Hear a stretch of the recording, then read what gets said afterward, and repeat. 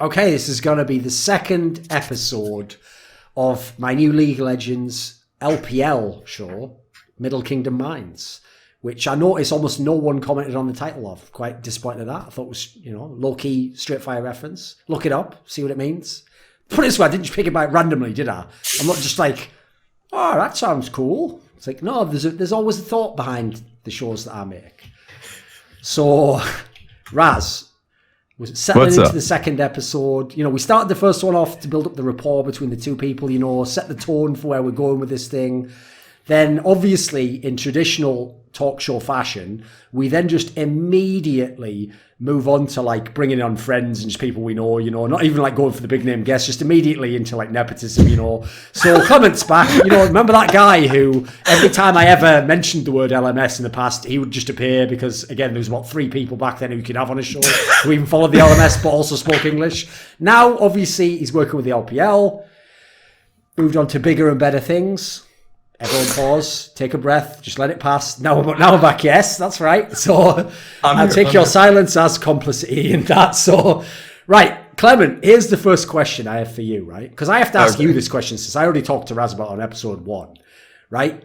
I know in the past people who follow LPL, they've been burned. Famously, season 5, obviously, like they looked like the teams were amazing. Everyone hoped it was the year they could win Worlds. They didn't win Worlds. So I feel like everyone who's a fan of the LPL, it's kind of like being a fan of Katie Rolster. It doesn't matter if they become number 1. You're always thinking, like, when's the collapse going to happen? You think, when are they going to betray my faith, So the reason why I say this is because when you consider that the Chinese region won literally everything last year, on top of that, it actually would have been less compelling if it had been the one team, RNG, that won everything. But they won almost everything, and then the biggest tournament was won by the other good team in China. So in a world where we've got 2 Chinese teams winning all the big tournaments, Clement, if ever there was a time to start talking some buku mad shit on the West, talking about how China's going to dust them all off, they're going to be the best in 2020, the best in 2019. It's just the Chinese era. Like, forget Korea. Like, that was cool, but that's a while ago. Like, it's now, right? Now 2019's the year, right? Yeah, I actually think from like top to down, like LPL overall is just very, very good this year in terms of talent as well. I think that's the biggest difference between LPL in the past and like LPL currently is that you actually have a good stretch of teams that you could really see going into like semifinals, being semifinalist Worlds teams, just straight off the bat. So I do feel like it's very different. In the past, I think that there was a lot of hype, but actually the teams themselves weren't that good. But if you look at the super teams, the undefeated teams in the LPL currently, they're solid from top to bottom. Every single lane can carry. You have Suning, you have FPX, Invictus Gaming is still there on the same tracks. So yeah, I just think talent-wise, it's finally gotten to the point where we can start running over people. I know Raz is shaking his head. You got on your mind? I still think, like, saying talent-wise, LGD and EDG back then were it. I don't know, man. They had it. I'm not going to go back to that time. I wasn't back to the LPL. I wasn't on the LPL back then, so. Oh, my God. This guy. Out of that one. Oh, my God.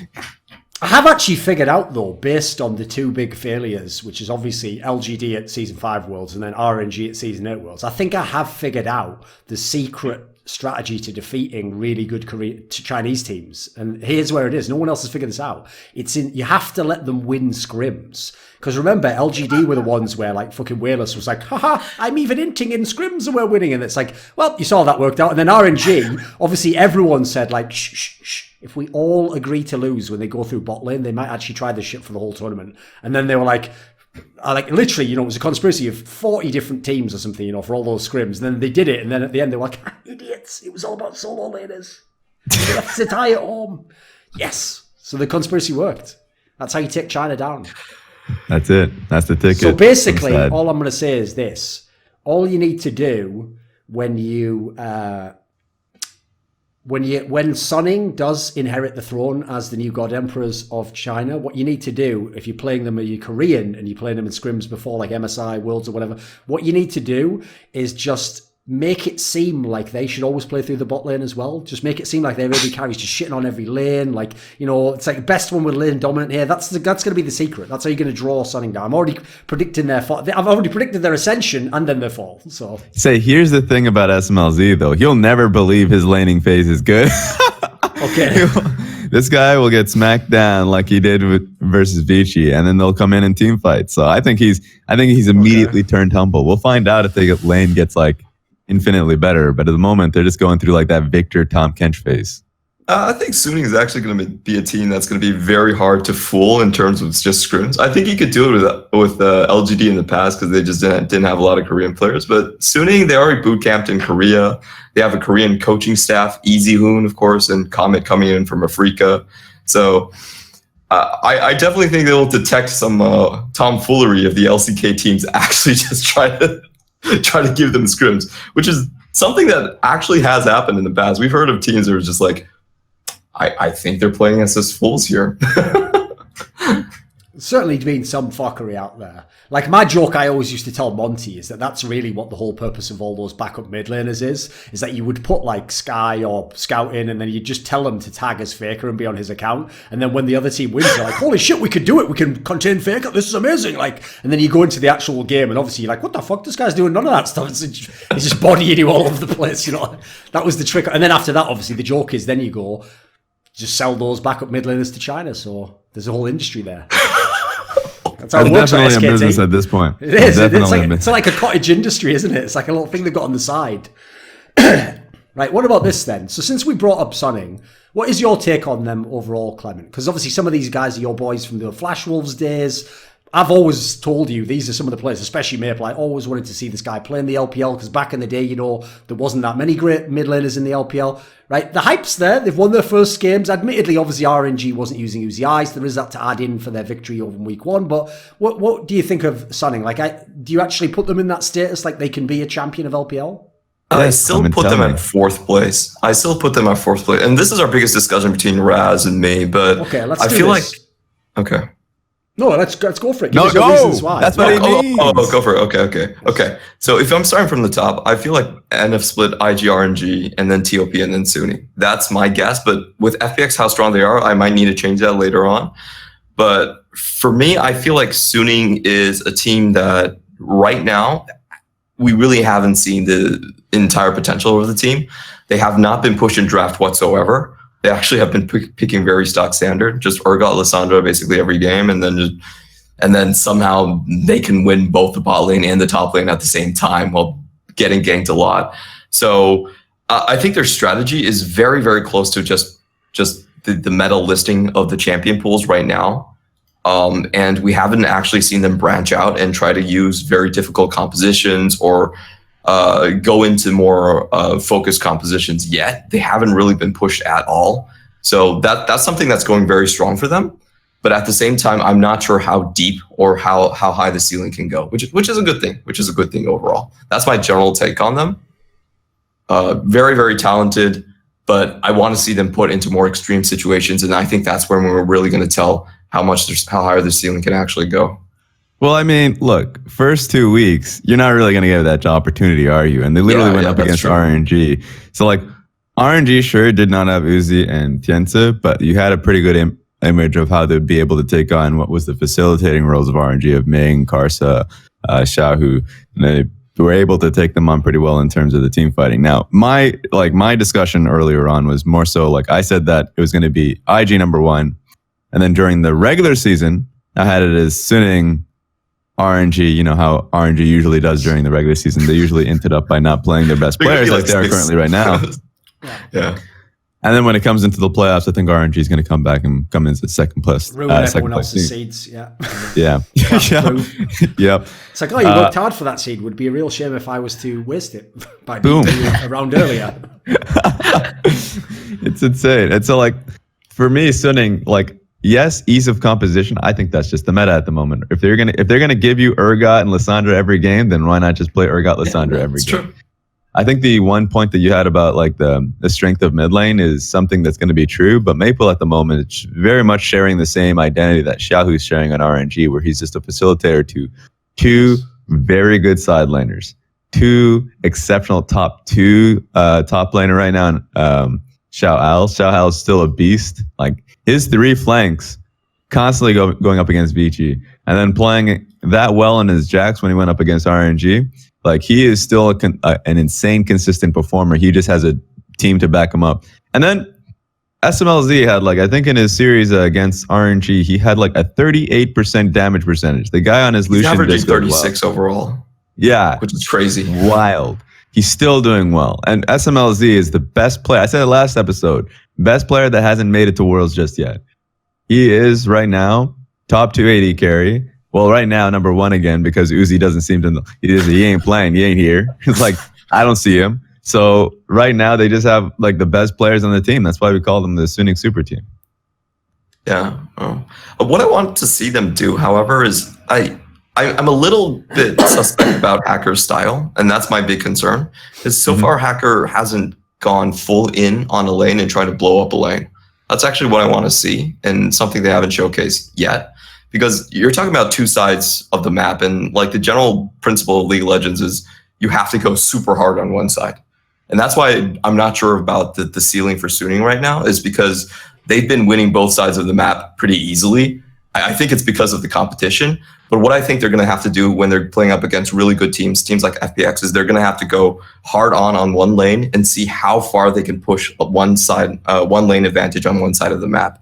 Well, I think that's very crucial in the meta. So I haven't really seen that yet, and that's why I'm a little bit hesitant on how far they can go. That's my only concern. All the rest of the points, sure, super. We've seen a whole host of tape last year of Hacker just demolishing Shao's opponent. Like that's just been the style for Suning, because Fury and Yoon have just been playing safe side. And right now, sure they're playing successfully across the map, except for the few games SMLZ and Sword Art have. But you can already see what the composition is panning out to be. Like SMLZ and Sword Art should not be winning lanes based off the pressure that they are currently getting. That's true. Like based off the pressure they are currently getting from Hacker, like that's supposed to be their weak side consistently. But then like they're just good players, right? So like that, I already see what this composition, what the team play is going to look like when they go up against some of the best teams. And right now, it's looking pretty good. Yeah, come on, Clement. Like all these years we've been watching the Flash Wolves. Like, oh, imagine if they had a really good AD carry. The SMLZs were sorted out now. How are you not hyped about that? Come on! I know. That's exactly what like Sword Art and Maple themselves have been hinting on in interviews and stuff like that. Like, I think it's might be the LMS fans just picking up on it too much because they're so hurt from the Flash Wolves trauma. Like, it was 3 years basically being in prison, with a little window. You could see the outside world. You could see the sunlight, the ray of hope. And then you still wake up and you realize you're just caught in like group stages of worlds. So one thing that Maple and Sword Art did say is that, oh, wait, the top laner and jungler feel a lot more impactful on this team. So in a sense, even the fans of the LPL overall are calling them the most complete version of the Flash Wolves that they've ever seen. They still have that very much a Flash Wolf tag on them, even in the LPL. Okay. Right. What about this then? So, I mean, Raz, obviously, as you saw there by what he explained, big fan of Zhao. He waxed lyrical on him in the first episode and hyped him up for a lot for people who don't know him. Right, Clement, what would you say about this guy? Because obviously people now know some of the very good top laners in the LPL. They saw them at Worlds, obviously. Where does this guy fit into the equation for people who haven't seen him? So Xiao L for me is probably one of the better 4-1 split pushers in the entire league. I think his instincts for playing the 4-1 are very, very good. You can see whenever he's sitting on a teleport, he has his lane advantage. He has that teleport advantage. He's instantly just going to be gone on the map. He's going to find a blind spot and just sit on that blind spot. So I really like what he does because that creates a lot of pressure in the map. He's a great laner to begin with. One of the premier Camille and Jax type of players in the league. And the only thing I would say that are sometimes a little bit suspect from him is that his impact in big games hasn't always been there for me. I feel like he's the type of player that can do it in regular split, but I'm a little bit questionable on how he's going to perform in playoffs. But I'm a very pessimistic person, so I can see Raz over throwing me like the weird faces already. His team was ass. Last year. That's true. That's true. Even like people will look at the name value of Fury and Yoon, and I thought that they were a great duo during the regular season.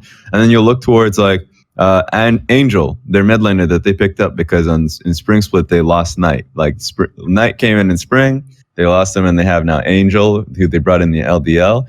And so like going into the playoffs, it really felt like it was just Sha'al carrying the burden. He would come off with a great play on the one side of the map, or he'd have 3 people on top of him, and you're like, great, what's happening on the other side of the map? Nothing. Like around Baron, nothing. Like that's what I felt like with Suning in the past. This is a great thing that Suning were able to get so many, not just talented players and big names, because they already had big names off Fury and Yoon, but like players who have proven themselves on the biggest of stages. Because when you are faced with people challenging you on side lanes like they constantly did with Xiao, or when you're faced with like people really just throwing themselves at an objective, you won't have members that freeze. And I felt like at the time, Yoon, Fury, and I would say Angel froze. Those are 3 players immediately, like that are currently just not playing on this team now. So I think this is a huge deal. Yeah, we can talk about the Suning's old style. They basically try to 4-1 split push and then break your team up and then use catches. Their biggest weakness, and I think the reason why they traded their Korean bot lane, was the Korean duo was very good in lane, but they were not team fight capable of AD carries. If you look at their damage shares, if you look at their positioning, they're not the AD carries that could dance around and be like a hyper carrier like someone like Mystic or Uzi was in a team fight. So they're looking to buff that side of the map up and just be able to play a 5v5 game. So really I agree with you that. Huh? It really was just team fighting, right? Because every single time I was singing the praises of Fury and Yoon in the laning phase, and then when they ever had Tom Kench Ash, they were super smart with that. And then it was like, now you're plopped into a team fight. How are you going to play this out? It never worked. That's why now that they have SMLZ, that's such an insane buff to their team fighting that it's working out well for them now. Yeah. What about this then, Clement? So anyone who did watch Maple when he was in the Flash Wolves, it's obviously a very different Maple that thus far has appeared in Suning. Like the Maple in the Flash Wolves, obviously people will remember what some of his best games when he was assassin player. Obviously they played through him largely because, to be fair, as we said, they didn't have a good AD carry, didn't have a good top laner. You have to have someone who's a carry threat in a team sooner or later. So it made sense, it was his team along with Sword Arts. Does the fact that this team is currently set up this way, well, as you said, you see him on Lissandra, you see him on Galio, you don't really see him being given the resources to be like the carry player. Is that just at the moment with how the meta is? Do you think the team actually does want to play through the top lane and through the AD carry? That's one that I suspect that giving mouth of word. I suspect that Maple is probably not going to be as competitive in the LPL as he was in the LPL. I think they are going to put him mainly on facilitation roles, much like Xiao is on RNG. Okay. I think they probably will have some games where they try to play through him, but the way they play through him is probably not going to be through assassin picks. It's going to be through picks like Lissandra that naturally have a champion advantage in the lane.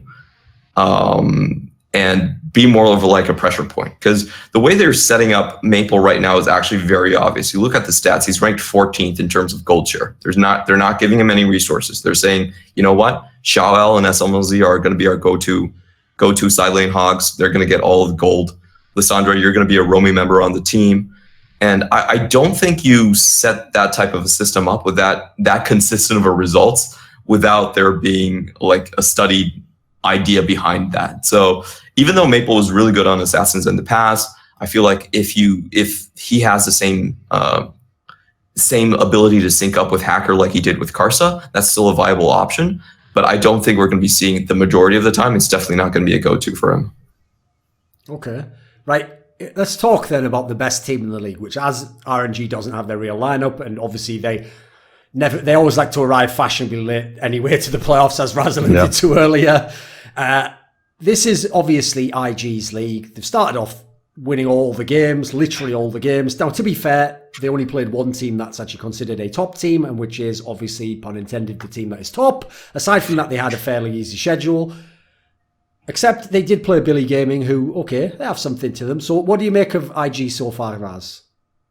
So far, it feels like they came back in the same style they did in summer, just a little bit, maybe a little bit of spring, because it feels like they're just smurfing. When you watch Griffin and Invictus Gaming, you watch them and you're like, wow, they just came into the same form as they did last year. When a lot of other teams made very crucial changes that'll change the core of how they communicate, Invictus Gaming came in and now they're just pretty much okay, so we'll still have great advantages in top, mid, and bot. We won't even have to have the Shy come in most of the time. They just actually field Duke for quite a few games. And then when the Shy comes in, he just smashes lane. Like, I was so sad for Jiang Chao and Rogue Warriors when he had to come in day one and be like, oh, I'm going up against the Shy and I'm just getting slaughtered in the 1v1. Not like no jungle interaction, just the 1v1, like straight 20 CS deficit. That was crazy. Every toppler's dream. 1v1 with junglers.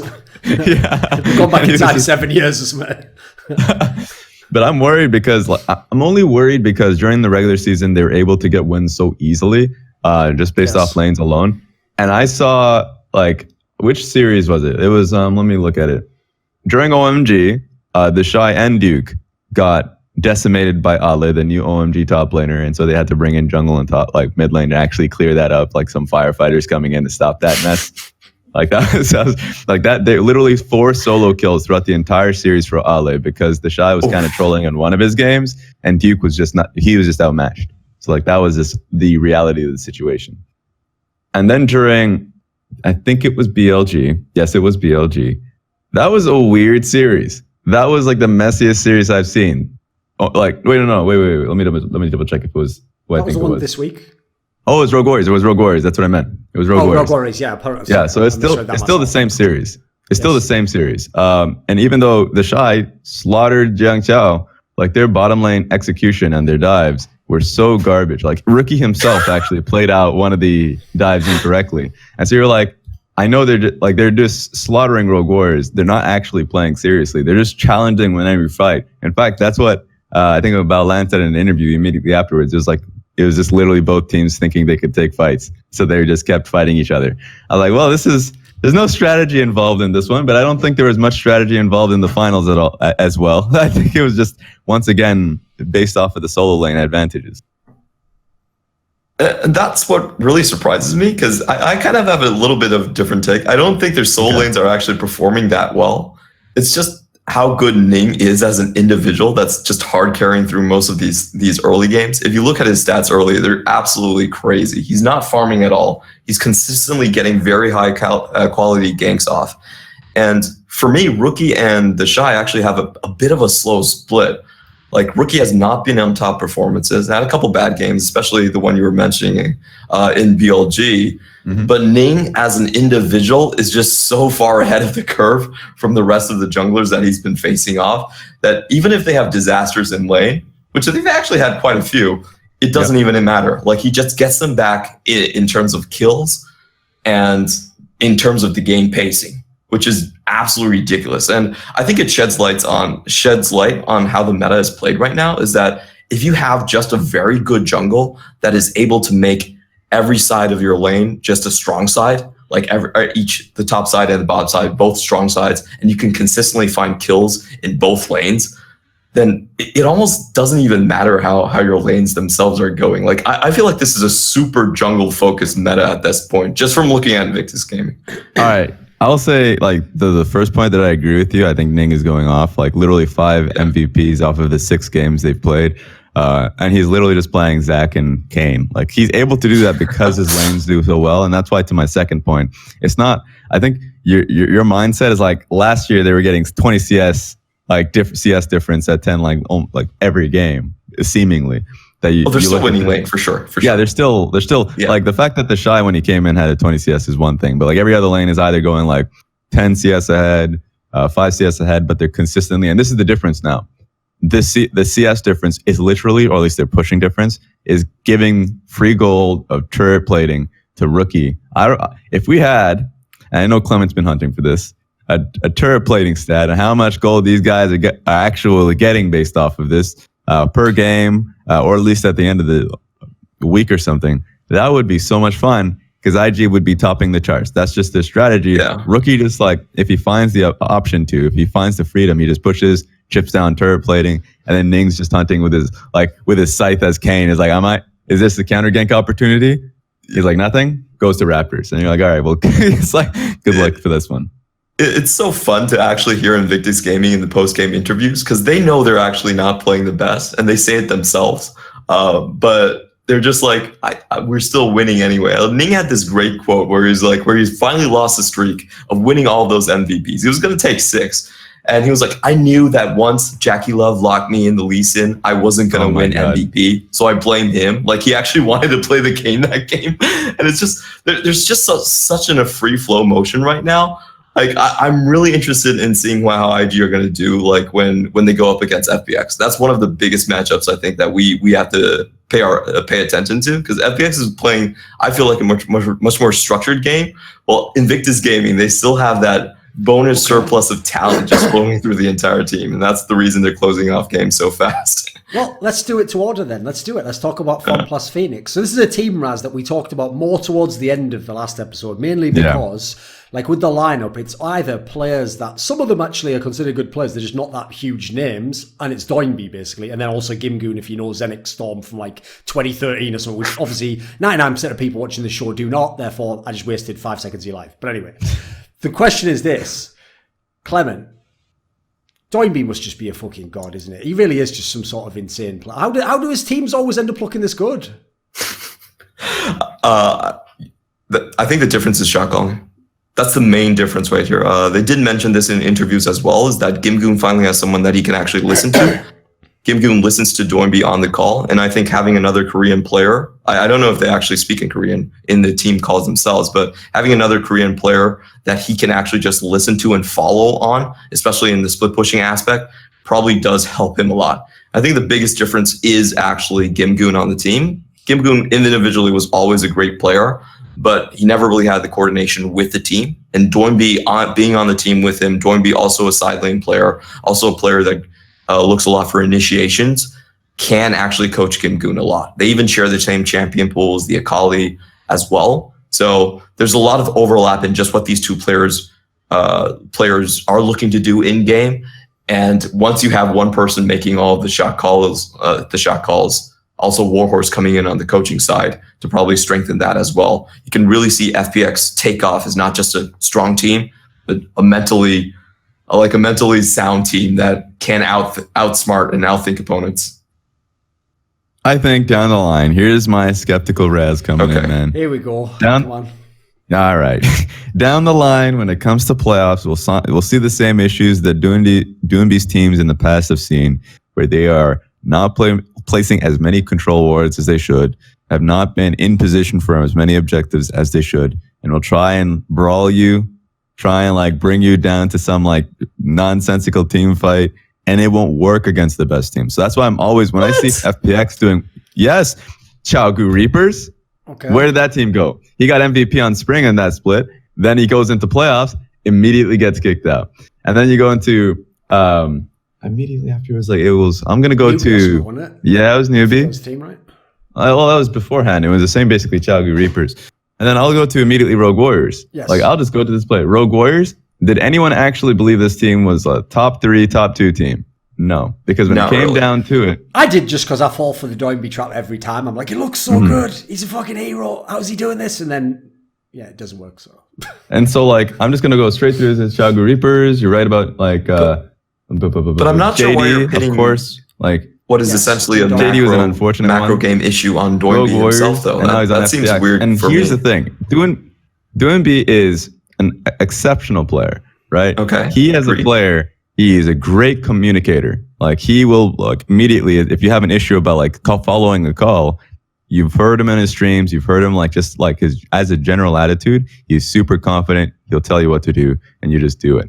And then as a player, I think mechanically he's strong as well. He is incredibly flexible. He's who you want in a draft because he just has so many things. He just eats up so many bans and he still comes out with like an A+ pick for himself. So like he hits all of those. But the problem with the shot calling realm is you have like basically 2 extremes. I'm going to use one person as an example. I'm going to say Bjergsen. Bjergsen is a great shot caller, but his issue is always like too risk averse. There's a lot of like, we'll wait and see if they make a mistake. Or like, you know, they'll place a lot of control wards, but like what they actually do with them, sometimes he gets frustrated with. While Rogue Warriors, or at least Doinby in his squad, they make a lot of fights. And there'll be times where like Doinby's on Talon and he's split pushing on side lane and he just rotates mid and he wants to call in for a fight. You're like, wait, you don't actually have any vision here though. Like that's my major issue with Doinby's team. Now he's on FPX that had that issue anyways. That was already a team that was already brawl heavy. No matter who their mid laner was, they had Cool, who was much smarter and much slower paced. But then they literally, in one of their SOTs when they're having a video shoot, and they were talking about it, is like they thought that he, called too much jungle attention and that he played too slowly. And you're like, wait a second now. You just brought someone who's like fit your style. That encourages that mentality. That doesn't change you in terms of being a more control focused style. I think right now FPX are a team that will shoot to the top 5 in the standings for the split. But then if we're like having a question of who's going to actually go to like the furthest in playoffs, I think that they'll fall to like, who's the team right now? Like JD's not performing well, so I'll say they'll fall to JD. I think that's like something that's reasonable to say. OMG right now is actually okay. And I'm not going to go as far as OMG. Yeah, OMG's way too far down the line, man. I'm going to say EDG. I'm going to throw EDG and say that EDG is going to perform better. All right, good. I actually agree with you on that. Have great coaching staff to back that up. Yeah, but I feel like they're going to take down EDG. I feel like FPX for me is most likely going to end up as a 5th place team overall. They're going to go over JD Gaming and going to go over EDG. And what I was really surprised about, like your summary of their play style is, while I agree with it, I feel like with Warhorse on the roster, they look like a very, very different team once the coaching really started to kick in, because you have to remember Warhorse had a very successful tenure on Flash Wolves overall. Multiple international appearance, was always on the top of the league. And they actually play a very, very Korean style and like pretty strict macro game overall. So I don't see like the vision issues being that pronounced on this team. And if you look at their series versus JD Gaming, there was a very immediate upgrade in terms of coordination. A lot of the plays that they were making were successful not because their players were better, but they were just actually better timed, coordinated plays with their jungler and with their mid laner overall. So I feel like with someone like Warhorse, who's actually a very jungler focused type of coach, he had Karsa basically. Karsa and Mujin were both very successful with what he wanted to do with the teams. I actually don't think that they're going to be playing a stupid crazy style. I think they're going to be playing a style where they're always going to go in if they have the 55% chance to a 55 to a 45. Yeah. My worry here is that that's what I said after they kicked Hachani as the coach. Like when Hachani was the coach for the team, there was always that criticism, like the coaching staff needs to get better and it needs to get better. And then they had Mingja, a former OMG coach, and I was like, I actually like this team is improving. I thought they were playing slower, more focused on their control wards, but then they gave in to the same issues that they had in the past as I just knock around my mic. And then remember, even before that, they had BSYY as a coach.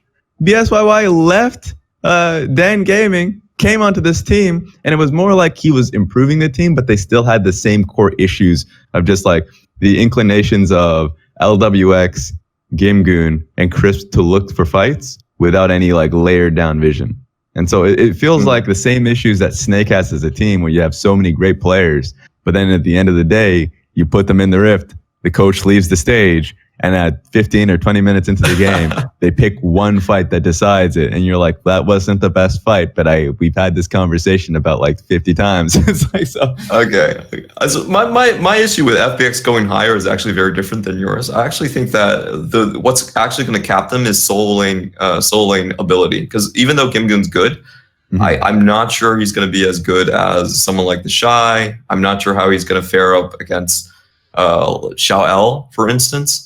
So I actually feel like that's what's actually capping them. They're a super team on their own right, but they're not the super team in the level of something like Suning or TOP. I think that's what's going to cap them, but it's not actually going to be the macro side. What about this then? Because obviously next week Suning does play FPX. So what would your prediction preview for that match be? Ooh, you go first. I feel like it's going to come down.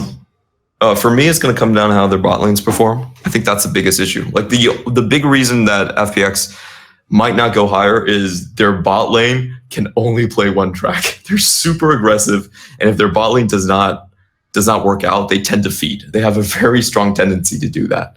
So that's going to be the deciding factor for me, and it's going to be a lot around how Tien and Hacker can interact. Basically, the one jungler wins out and controls the bot lane. What I see is Suning have two different outs. Suning can fall back on the bot lane and still win games. That's not the case for FPX. So I see Suning having more of an advantage because they can just layer their picks to make sure that side is a strong side and play off that. Clement, there we go. You already touched on what I'm going to say. Okay. Hacker versus Tien. Yeah. Literally jungle difference. That's like Hacker for me last year was the like top 3 jungler. If I'm comparing, like literally it was Ning, Karsa, and then at the end it was Hacker. I thought Hacker's early pressure consistently was like putting his teams ahead, and he's going up against Tien, who hasn't had that one-on-one time on stage. He hasn't had like the start time that you would expect from him. He's essentially at this point still a rookie in my eyes. And even when he was on Young Miracles, I never really had the high of a praise because he was, at that time, his job was to get Knight as far ahead as possible. So if we're just talking about like who's able to prove themselves as a jungler, I would 100% say Hacker is a top 3 jungle. And then I'd go to Tien, I'd say, well, is he in top 10? Like, so that for me is the biggest jungle difference coming into this 5v5. And Hacker's already done it before. Hacker was the one that basically took Tien off of the Suning roster to begin with, because Knight and Tien came onto Suning together, but then Tien was not played pretty much after the first 3 weeks. It was Hacker that completely took over. Mm-hmm. So I think that's the big matchup we're going to look for. Okay. Right, what about this then? So since you alluded to them earlier, because it is a team that FPX beat, Jingdong Gaming. Now, Clement, this is depressing, mate, because this was a team where I saw the roster and I was pretty excited, actually. They made some great roster moves in the off-season, brought people in. They got Yagao, obviously, who's incredibly highly rated. Flawless was a monster when he was over on the Rogue Warriors. Like, this is a team where, I thought they would be up there in the place of someone like an FPX, but they start out, okay, they beat Rogue Warriors. I mean, who's even fucking on Rogue Warriors anymore? Anyone who was ever good isn't on the team anymore, almost, Then obviously they managed to lose to FPX, so okay, shock, but as we said, FPX looking better. And they're at the end of the week, they have to play IG. So odds are, Clement, they're starting 1 and 2 probably, mate. So what's gone wrong? What's the disconnect? Because on paper, do you agree the roster looks good on paper? Yeah. I think the biggest issue with them is that their jungler just dropped off a cliff for no apparent reason. So first off, Clid was really good in the spring split. I feel like the meta changed a little bit where we saw more Cinderhawk junglers come back. Clid fell down quite a bit. And Clid obviously now he's doing great on SKT. It's a meta that suits him. And they have Flawless and Levi. Levi, we already know the problems from their interviews that he doesn't speak much Chinese. So they had a lot of communication problems, especially surrounding Baron earlier on. And then Flawless came up, and Flawless is just sleepwalking, man. I don't know what happened with Flawless, but he's playing like crap, to be honest. The Nocturne game was very bad. It was almost a lot of times where he just failed to throw out a Nocturne ultimate properly, which is a very low-level mistake. Flashes were all over the place.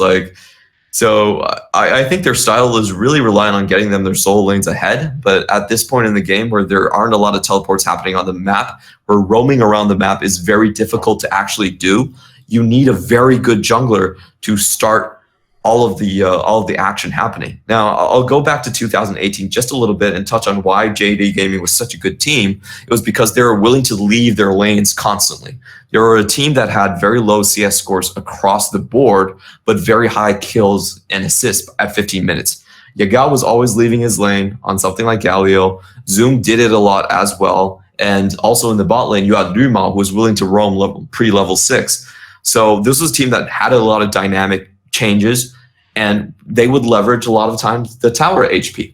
Now, what you can't do in this meta is you can't leave your lane as much. You're actually going to lose tower plating, and the real catalyst for early game plays is much more on the jungle right now. And for JD Gaming, it just does not seem like they have a suitable jungle to make their playstyle work from 2018 and bring it over to 2019. Yeah, I think the jungle thing is definitely the biggest factor for them, because I think a lot of people would look towards Imp, but I think Imp is actually playing well, if not better than I thought he would coming into the split. And then if I'm just talking about you once again, 2018 style that they had, their roaming style was 100% necessary on their jungle being able to free their lanes.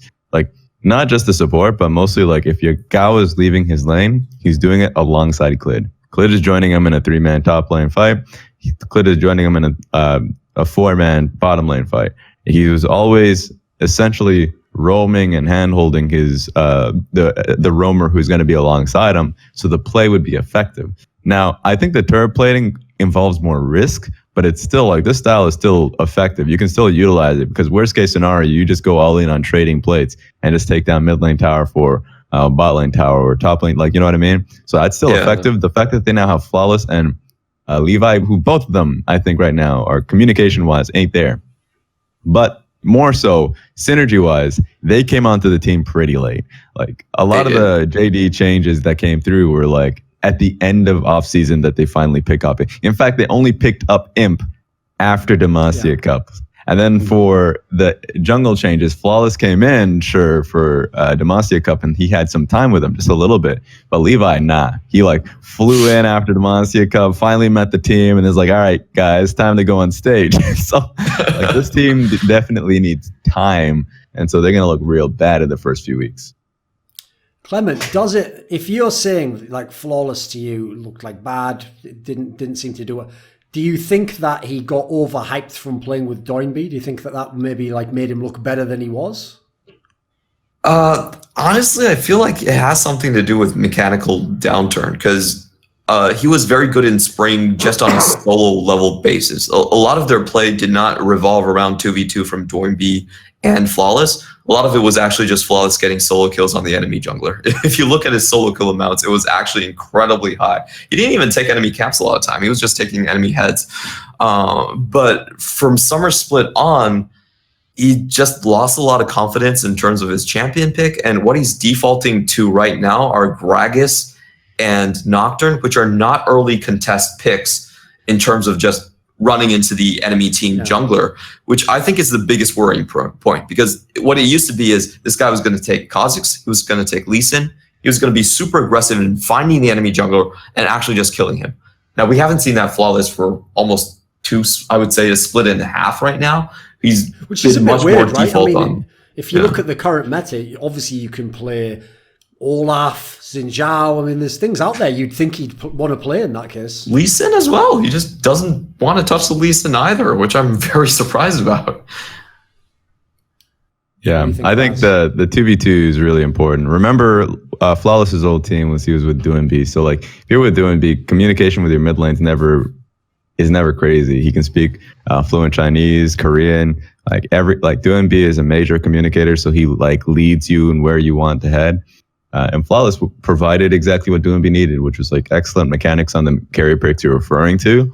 And on top of that, just like he was a playmaker, and at the time, Doinby was on the supportive picks like Karma, just to be able to get the lane advantage. So right now, Yagao sees himself as more of a primary carry for the team, and that's correct. That's like he needs to be that primary. He's dishing out a whole host of damage, and it feels like Flawless is more, once again, as a support, but he's supporting someone who definitely is having an issue in terms of understanding.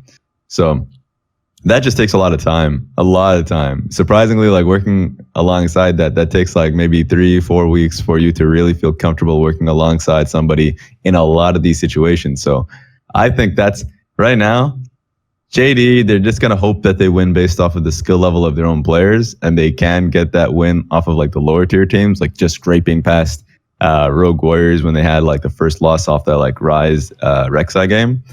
But I think it'll take some time. Thank God that Chinese New Year is going to come up, so they actually have like, I hope they just stay home. I hope they just work on it, but you know how it is. They end up going back to family, back home, and it feels like a second reset. I want to ask you who you think is actually going to be the jungle by the end of the split. Because I agree with what you said on the 2v2, but I think it's super obvious that Flawless individually has just been in a downward spiral. Like, there's no question about that. But it's always hard to tell. To tell. I would say Flawless stays in just because it'll be a lot more. It'll be a lot more easier to work alongside him. And remember, last year was the same. That spring, I had him number 1, I think, as my jungle. Yeah, he had him first overall. Yeah, because he was super good then. But then when the Cinderhulk meta came in, you have to play through more tanks. Then it changed dramatically. This time around, I think that we're seeing more tanky junglers come in. It's not going to be a drastic change. I think there's still flexibility.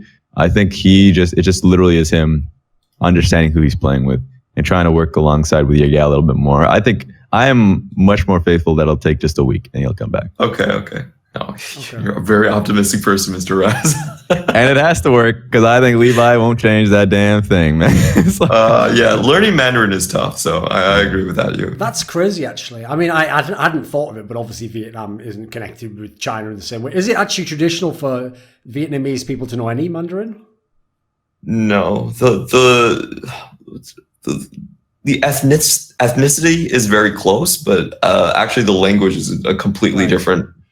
That makes origin, it seem even more bizarre that they've recruited him to this team then. A guy who only played in a smaller region with a very bizarre type of team set up in GAM, then just wasted his time in academy in NA, and now he's bizarrely on what shouldn't be a terrible team in the LPL. It seems like a weird pickup.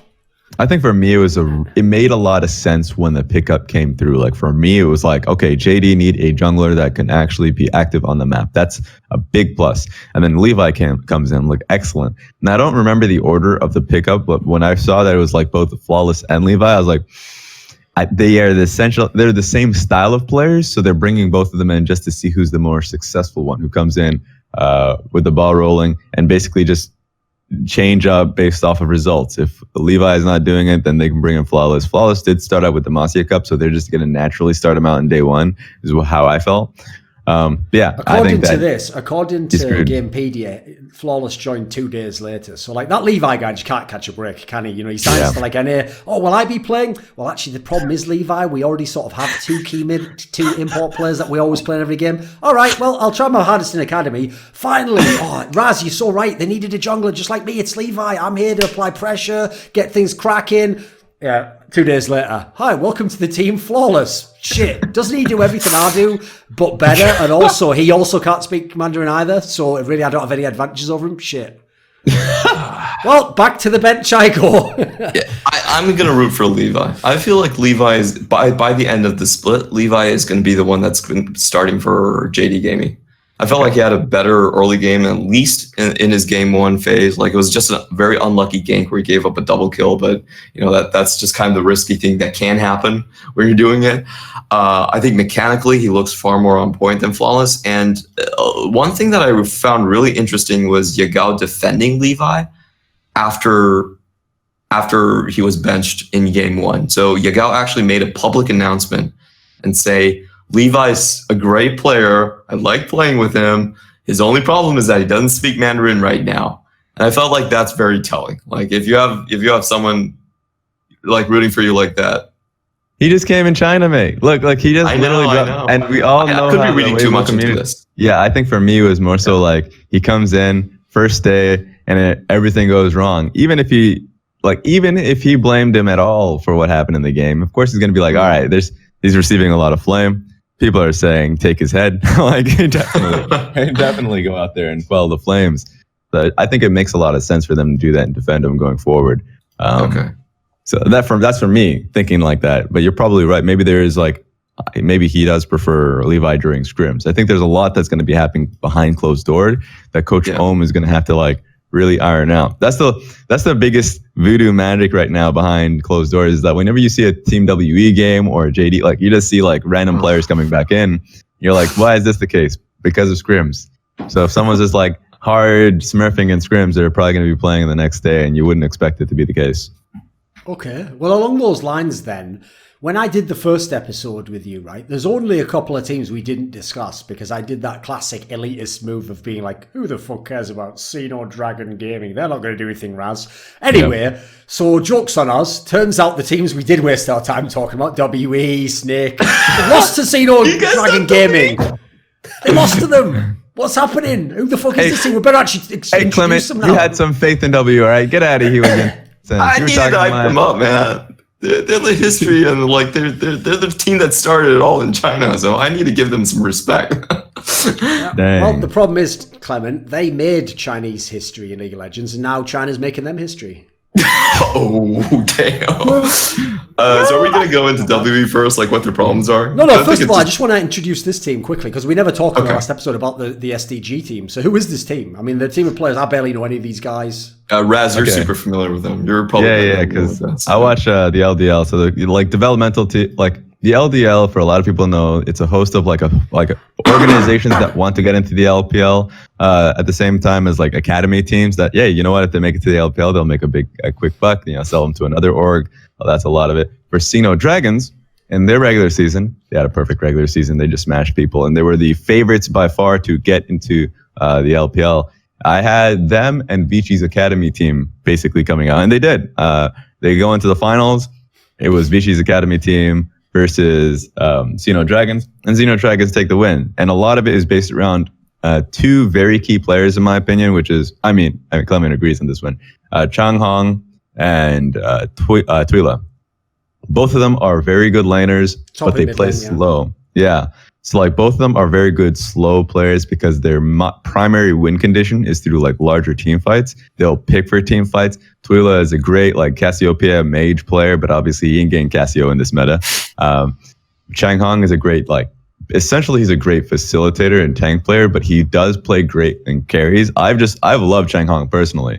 Before he was known as Goliath before he changed his name, and he's been in the LDL for some time as like the best top laner, like pretty consistently. And I was just waiting for the time that he would get picked up. I thought like WE would pick him up at the point, but no, he got picked up by Sino, and he was able to get playtime on the LPL. Okay.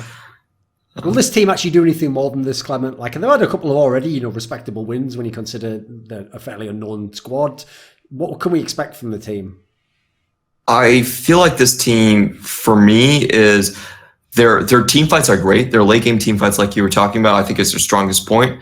However, they play a very unique early game that is very dependent on their mid laner, which I think will be their main cap. So whenever you see a Sino Dragon game, if they're doing well mid, if the lane's pushing, they tend to do very well. They can then put Xiaopeng into invade mode. They have an early game plan, and everything sticks together.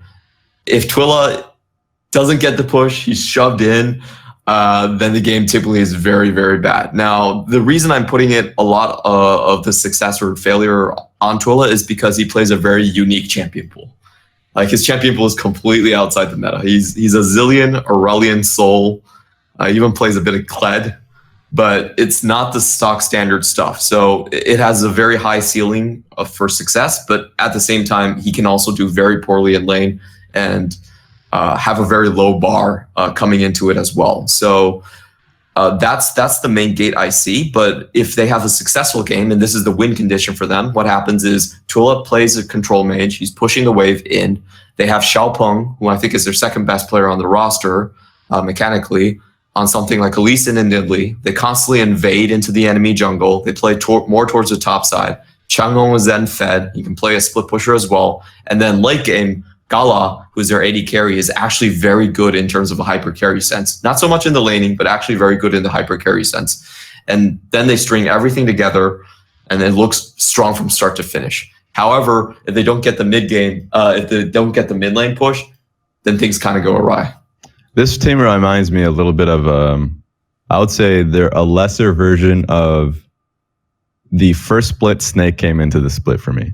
Because when Snake came into the split for the first time around, they were they came in as actually second place. I don't think that's going to be the case for Sino at all. But the way they did it was through the one style that they had of actually just like full supporting their AD carry. And so like that's where the whole like, hey, is Crystal like that good? Is he a great AD carry? Is Crystal like sick? Or like narrator, he wasn't. It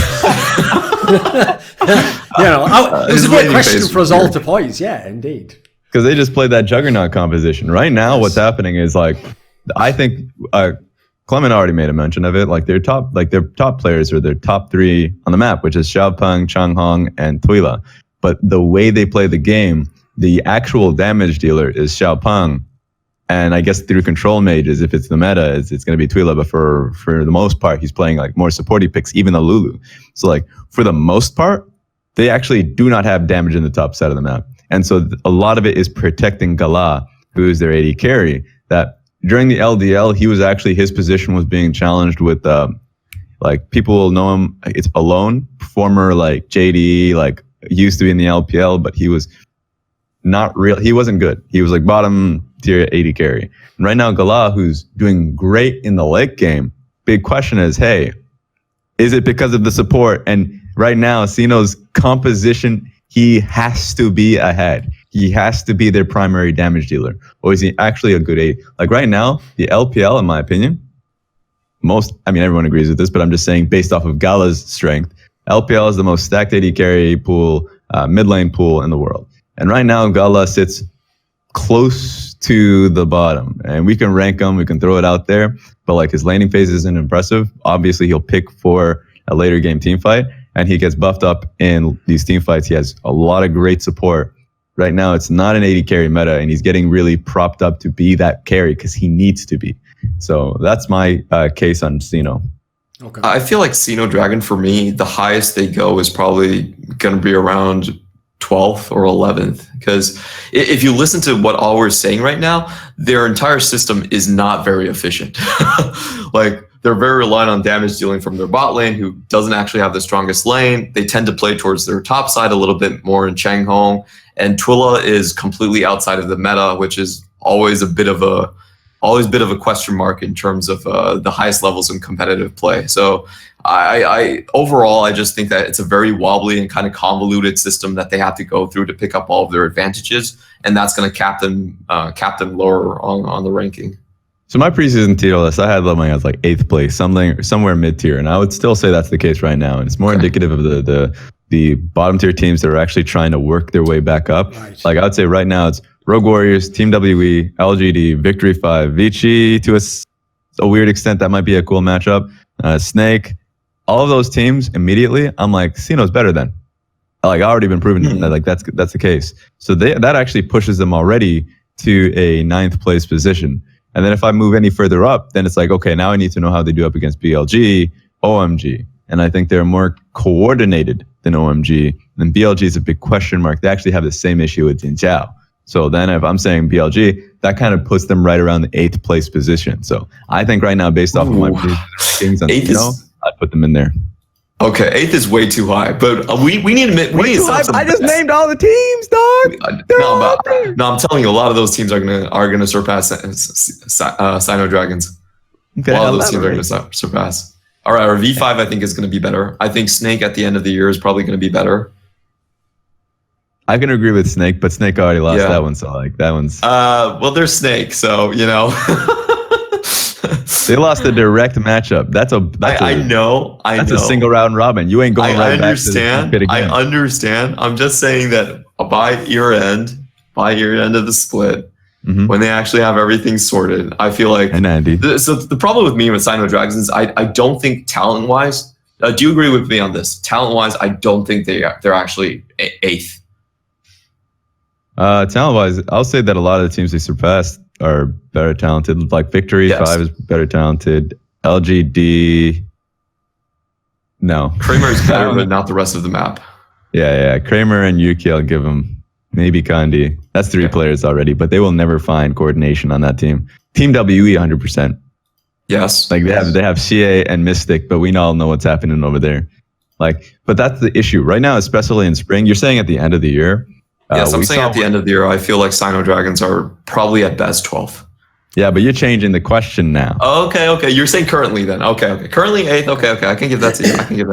Okay. Right, let's look back to where we were before we discussed this, which was about to opine upon the demise of WE. Because as you alluded to there, it's not like it's a team where, like when I was joking about the Rogue Warriors team, where it's like, if you were a fan of Rogue Warriors, like there's not even a reason to be a fan of them anymore. They don't have any of the players that you were probably a fan of. Like, it's logical that the team's not as good. The thing is, if you look at the WE lineup, they still have some pretty good players there.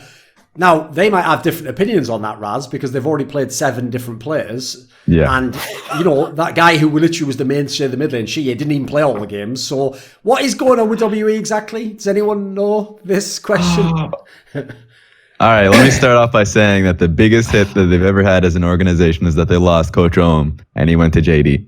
Like, he is our strongest coach in the league. He is definitely our strongest coach. He's had the success to bring up teams when they were booty. And then when they left that that team, team, work out for him with Jing Dong Gaming now. I can't lie. That's true. So I guess we'll test it this season, right? So. Yeah.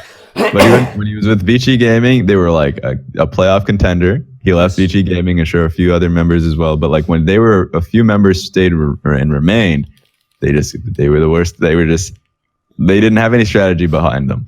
And so I think when that happened, we started to see, and this is where it began, where a lot of just players started role swapping. Because when Coach Oma's in there, you're the same five as remaining. You didn't see 957 get pushed out. You didn't see Condi get pushed out. CA, Mystic, Ben, they remained. The only time that didn't happen was when Zero came in, and for whatever random reason during the international tournaments, but it was primarily Ben. Now they just bring in everybody. You know what? Gentle, come in. You're a great AD carry. Why not just bring you in? Like 3 other supports. Let's go, dog. Like you're all great players. Why not? We already have like 3 sister teams in the LDL. We have a lot of talent. Let's all bring them in. Where is the goddamn synergy? Where is the literal team play that they were known for? They have none of that. They used to become a team and it's like, doesn't matter how like good or bad 957 is. You can't they placed him at the top in the top lane ranking list because he was able to coordinate so well with the rest of the map. Now he looks across his aisle. He doesn't know half of them. Who are these players? So obviously he's not playing as much anymore, but it's kind of that insane that they've been doing so much mixing and matching. Ever since they lost Coach Ohm, they've been bringing on a new coach. Now it's Wei Xiao, which name-wise, excellent. Coaching-wise, he's never coached a team in his life. So that is, for me, the weirdest decisions that WE's been making. The way I look at WE is I still think they have tremendous potential in terms of just their individual laners. I feel like Xie, Pose, and Mystic are actually going to be good players overall. The problem with them is I feel like the supporting positions aren't really there yet. I'm not a fan of either jungler at this point. I feel like they're both out jungled quite heavily. And to be fair, they're just very inexperienced jungle in a position that requires a lot of experience. So you're going to expect that going earlier on. But that's going to hamstring them quite heavily. And I also think they're just recovering from the disaster of 2018. Because at that point, W were sitting at 7th place in their own conference, which basically means they were the last place team in the LPL for a long time. And I feel like to get that competitive spirit back, to get Xie in shape, to get Mystic in shape, now that he has a family, that's going to take a lot of time. So I just feel like it's a situation where they're kind of waking up, kind of drowsy. They're still going in the motion of actually shaping up and going through a competitive grind, and also just finding a supporting cast. That's something. I guess he landed a Mystic shot. Oh my god. Oh shit! There you go. He got it at the end there. He got it at the end there. That was a bit. It was a slow reaction. Yeah, it's all right. It was a slow reaction. Yeah. I was like, all right, Mystic. God, you know what? Yeah. I'll take it. Okay. But seriously though, Mystic is, even though every single time I make a mention of second best player being SMLZ, Mystic, his performance, he does reach top 3 whenever he plays. The only thing that's stopping him from going into the top 3 for me is literally just WE allowing him to play the video game on stage. In 2018, it wasn't the case. They just kept chipping new 80 carries in there. God bless Imp, but he had no position. He had no reason to be on that team when Mystic was performing that well.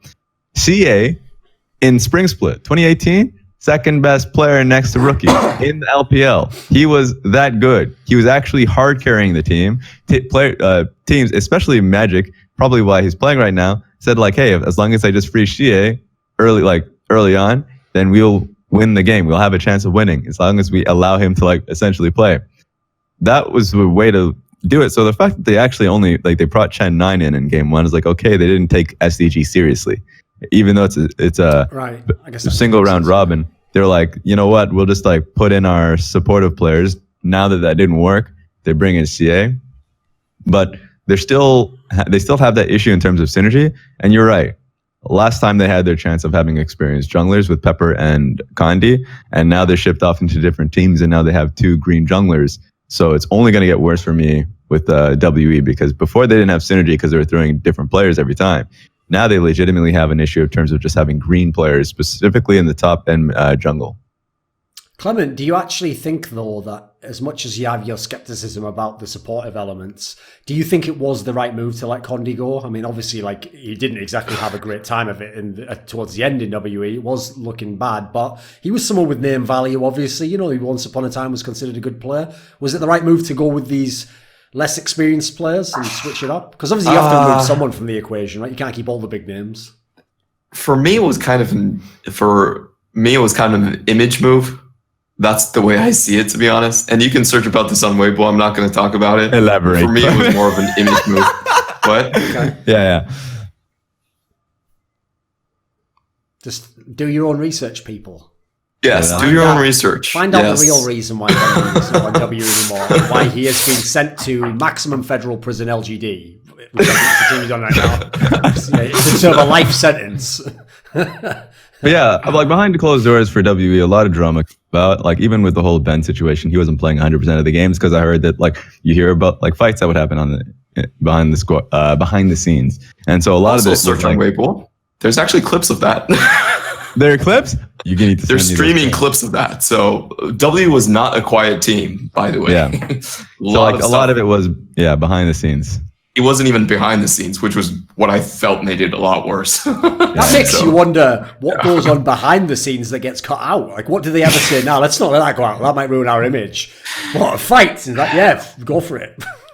All right, well, here's the question then, Clement. Right? You kind of went back and forth on that. Like, both of you have said this team clearly has talent and they have some good players if we can get them in the lineup. What does that actually mean for the team this split, though? In the spring split of the LPL, like, if they get it together, what's realistic? What should W like? Are they going to be a playoff team? Ooh, I'm gonna. I would say you go. no. You go. Okay. But I would say no. But I think they can reach maybe like a 10th or 12th place.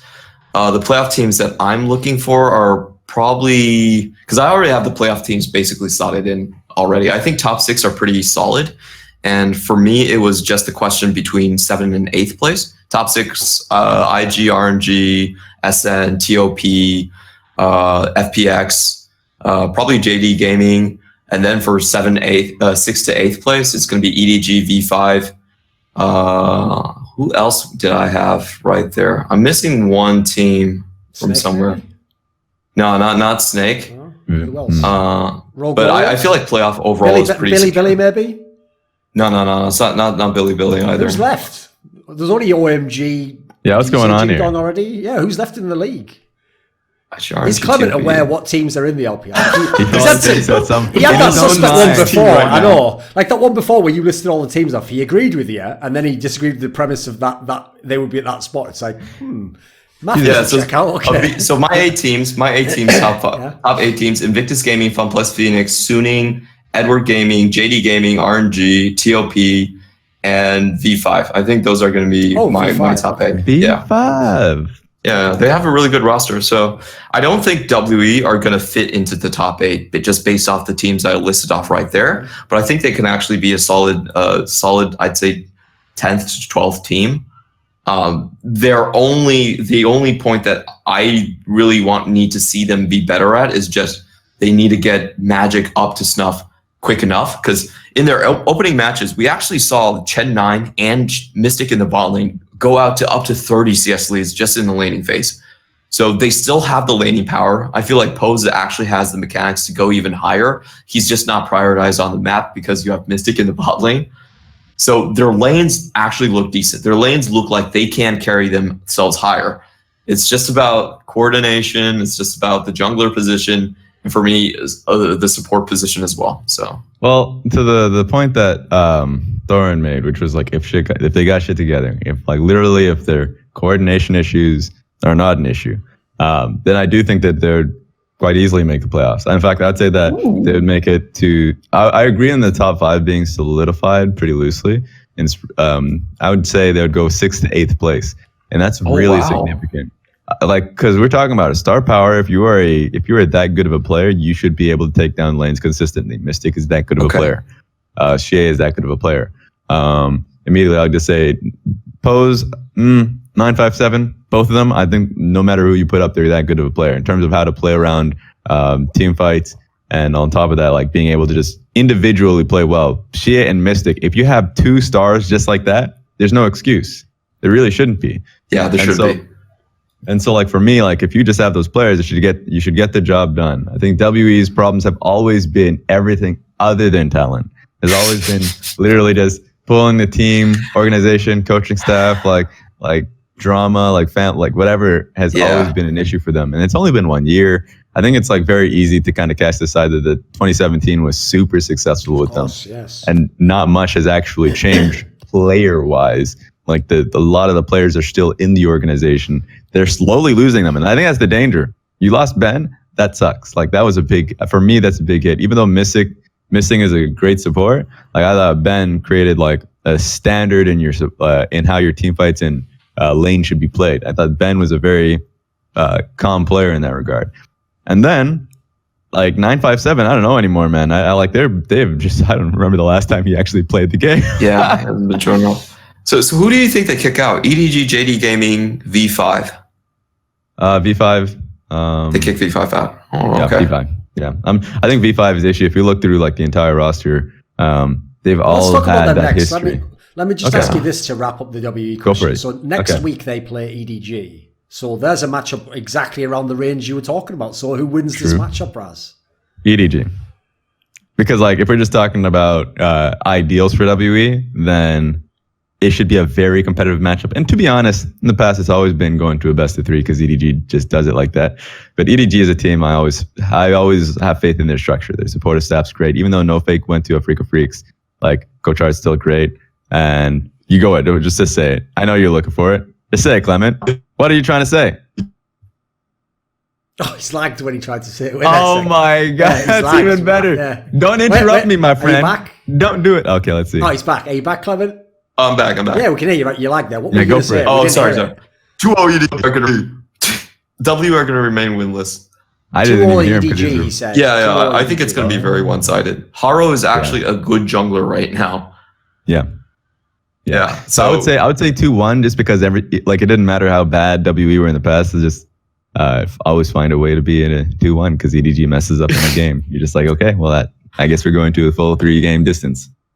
Yeah, Mystic does have a good record against Sideboy, if that's what you're referring to overall. That is true. But like I'm more referring to EDG just like randomly brain farting in a team fight and like either Scout or iBoy getting caught out and they just lose Baron.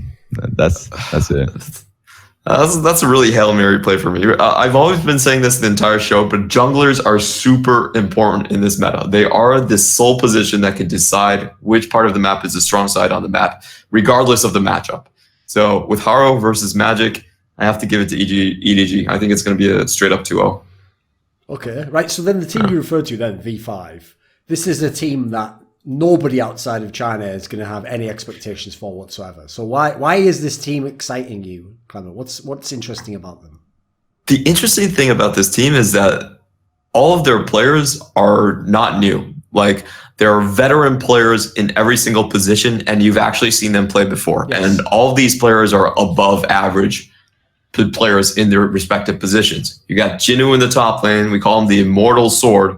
He was a very high mechanical player in terms of like stuff like the Fiora and stuff. I know he didn't have the greatest track record, but that was LGD. So I'm gonna cut him a little. That sounds like V5 in a nutshell, buddy.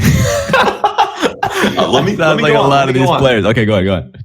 All right. These players. Then you have Pepper in the jungle. Previously on RNG, also FPX jungler. So he's a very aggressive jungler that has a lot of mechanical skill. Again, I think you look at this jungler and you're going to go like, this guy can actually make things happen. He's probably in the upper half of the league. And then you have Korn. World's finalist.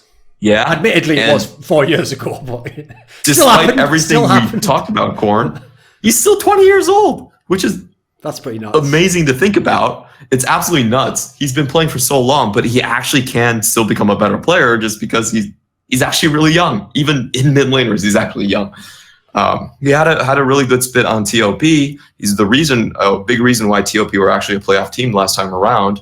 And then you have Y4, which I consider probably the best performing player on LGD. LGD looked good because Y4 was actually a very solid carry. And interesting champion pool in the Oriana and stuff like that. And he was doing well. For anyone wondering, Y4 was one of those players who sadly got caught up in like the AD carry mines of RNG, where they would just have like 50 AD carries. And then what's mad is they'd even keep bringing back the old washed up ones. And the guys who were rookies are like, can I just get a chance, please? Like, how many people are ahead of me for this spot? It was ridiculous running that team, because they've had so many like good backups in that team.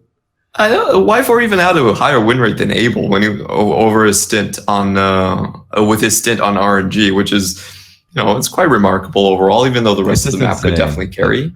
It's insane that RNG keeps getting their hands on like the better. Every other team, bottom half, give me an AD carry so I can carry, but somehow RNG keeps finding them on their rosters. It's a smart move. If you monopolize the position, you can sell them for higher. So, good move on their part. Exactly. Yeah, they're basically doing the SKT equivalent with a mid, but with AD carry. They're like, we've got that guy who plays the Uzi Ice sometimes. Whoa, he looks fucking good, doesn't he? Probably should buy him off us, right? We've got rid of him, bring another guy in.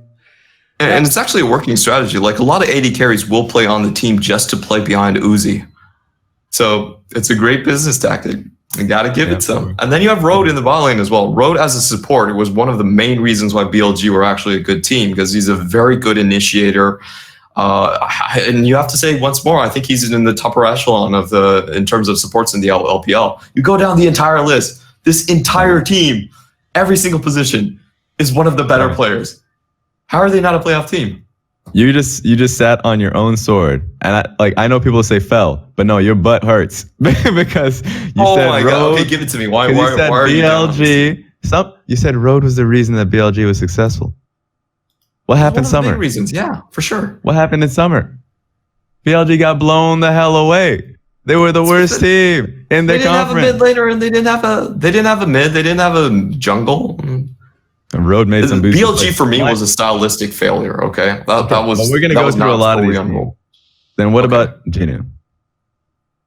Jinu was playing on LGD. If you play on LGD, there's something's gonna be wrong with you. Okay. Yeah, like it's a team that's been cursed. That's like a team that has like a Hellmouth dimension, like right outside the team house or something. It's like, it doesn't matter how good any of the players are; they will just be tainted by evil and corrupted and just made into nothing eventually. So my issue with a lot of these players, if we just go down the line, because I'll do it, it's just like Road. He is once again on BLG. He was a heart and soul. He was a shot caller, but that was like to a strength and to a strength and to a fault. To a strength because like you need that out of your team, and they had that in Amazing J. So in Spring Split it worked very well, and on top of that, when they were on IMA, with like just before that, they were like a world's contender, or at least they were the third seed because it worked so well for them. But it was very cheesy in the sense that Road as a player, he is if North American like fans ever think of someone say like a strengthened helicopter, think of it like that way, where he is 100% that roamer. He would just like basically find himself on the top side of the map early on in the game because Jin Zhao will just take it. He'll CS as best as he can while the support's trying to make a play in the top lane. Half the time, like depending on the meta, it either works or he just looks really bad. And last play, he looked really bad because that was not the meta. And he just kept looking for it. But Road has great moments. But the issue was he was on a team for quite some time, and a lot of the mistakes were just based off of decisions and calls that he was making. So like that's why for me, Road gets a weird question mark. In fact, they even started off the split by playing Lei, who came in from Royal Club in the LDL. And Lei, if people don't know him, he was as the support that is primarily for Team King long back. He's had history in the LPL, and I actually really like Lei as a very consistent, like headstrong support. I think that he might see play more so than Road is my bet, because I actually have more faith in him as a player throughout the longevity of the split. Anyways, now I'm going too deep in the support. Y4, I have some faith in. I agree with you. I'm not going to touch on Y4. I think Y4 is great. Yeah. Corn, I'll also say that Corn might be the biggest strength. So you already have Corn in Y4, but if we're just talking about like the best in your role, it's going to be Corn trying to fight for top 5. It's going to be Y4. I don't even know where he is. He's not anywhere near top 5. I'll say top 6 or like me saying that he's not top 5 doesn't mean he's a bad AD carry. It just means that the LPL is a little bit too jacked in the AD carry position. Sure. Yeah. And then I go. He's top 8 at least. Pepper. Top 8 at the very least. Yeah. They go Pepper, Ben4, Jinu. All those 3 players are players that have mechanics, but then you question their mind, their how they play the game, their consistency on like a 40-minute game, 30-minute game. Jinu, while he was strong individually, is not a type of player that you want to put in your squad if you're not going to have a jungler just consistently camp his lane. But then you have a roster where you're going to be trying to do that for Corrin. These are all players for the most part that made their name off of being strong players, but no strong, like not a strong mentality or strong coordination. There's no like Jinwoo on his own, the coordination wasn't there for him and the rest of the map. Pepper and Ben 4 were pure coordination issues in how he performed with the rest of his map. And I would say, I think the highest selling point for this team, funny enough, is Corrin, because last split, he was a baller. And it was just unfortunate that TOP says, okay, I guess we found Knight, like the second coming of like Faker. That Corrin didn't matter how well he... Yeah, for anyone who doesn't realize, like that's one of those examples of a move where it doesn't matter how well the guy before was playing. Like you're going to make that upgrade if you have the choice. Unfortunately, you're just going to do it. Yeah. So like to your point about where V5 stands, like just based off of all those decisions, very predictably for me, they're going to come in a team with a lot of potential because they have strong players. But then like, where's the team play? Or like they'll lose team fights because a lot of them are just like they've been conditioned in the past to just not have that. So I think coordination issues are just going to be a constant. No. I don't agree with that at all. I feel like they're actually a very well built team in terms of the structure wise. It's very clear that you're just going to go topside for most of the time. Y4 is used to not having resources dumped into his lane because remember this guy played on LGD, so PYL was most of the time roaming or dead. So he's actually used to playing without a support, and you have a great roamer like Road, who actually has a part of the map to go to, which is the top side. Like. I'm never worried about a mid laner and a side lane sharing resources. I'm always worried about if the top side needs the jungler and the bot side needs the jungler, because that's physically impossible. But I'm okay with the mid and top needing jungle pressure. So I feel like this team's actually very well built. Yeah. I'll say two teams that are basically vying for the like playoff spot, like Xeno Dragons and V5, and that's basically for what it seems like we're going to be like fighting for. Like Xeno Dragons V5 already has the coordination. They already have they literally are like, they're the same 5 players that played through all of LDL. It comes in there. There are no such thing as coordination issues. It's more so like an issue about talent. If you're saying that V5 are more talented players, then you know what? Like, okay, well, I'll say Corrin is a more talented player than Twilight. I'll agree with that. Chang Hong versus Jinwoo.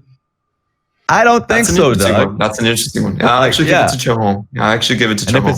Xiao Peng versus Pepper. I actually don't think that. I think right now it'll start the split with Pepper being stronger because he's been in the league for a much longer term. Xiao Peng's already made a few mistakes, but Xiao Peng as an individual talent, I say is better. And so I'm just like based off of the individual talent, top 3 of Xeno Dragons, I would say 2 out of the 3 positions are better. And then for me, we gotta get some bets going on. We gotta get some bets going on because this is an easy one for me, man. Yeah, exactly. I want that steak dinner. Spring split. That's split. Spring split. What you got for me?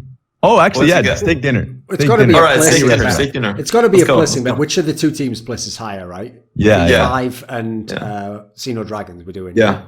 And none of this playoff bullshit. If both of them make it into the playoffs, if one team goes up higher, I don't care about best of 5s. I just care about the regular season. Okay, that's fine. That's fine, right? I feel like it makes much sense to go with the playoffs, but okay, that's fine. Okay. Yeah. Right. By the way, just as a complete aside that has nothing to do with analytics about the game, it does hurt my soul that you have a 2v2 jungle and mid of Pepper and Corn. Like, why are you like this, China? Why do you try and write memes into reality? Like, why did you have to put those 2 teams on the same fucking, you know, people always try to think of clever duo names for people who play along with each other. Like, that's like some ridiculous. Oh my god. Sentimentality in there. Pepper's always been okay. Well, Pepper was like on another team when he was named that. Like, so they just kind of brought them in and it was like, oh, that's funny. Let's make it stick. That's excellent. I love it. That's great. That's great. Oh, and by the way, like V5 actually, their coaching staff is from the LMS as well. Dog A came from J Team, and he's basically known as a disciple of Firefox. And we actually saw Firefox show up at V5's games as well. So coaching-wise, I don't think they're going to have that much of an issue. Is Firefox now ascended to some sort of deity where you just there's a sighting? Oh, I saw Firefox in a taco or something. What are we talking? No, but this is like become such a legend now. Both worked on JT. Yeah.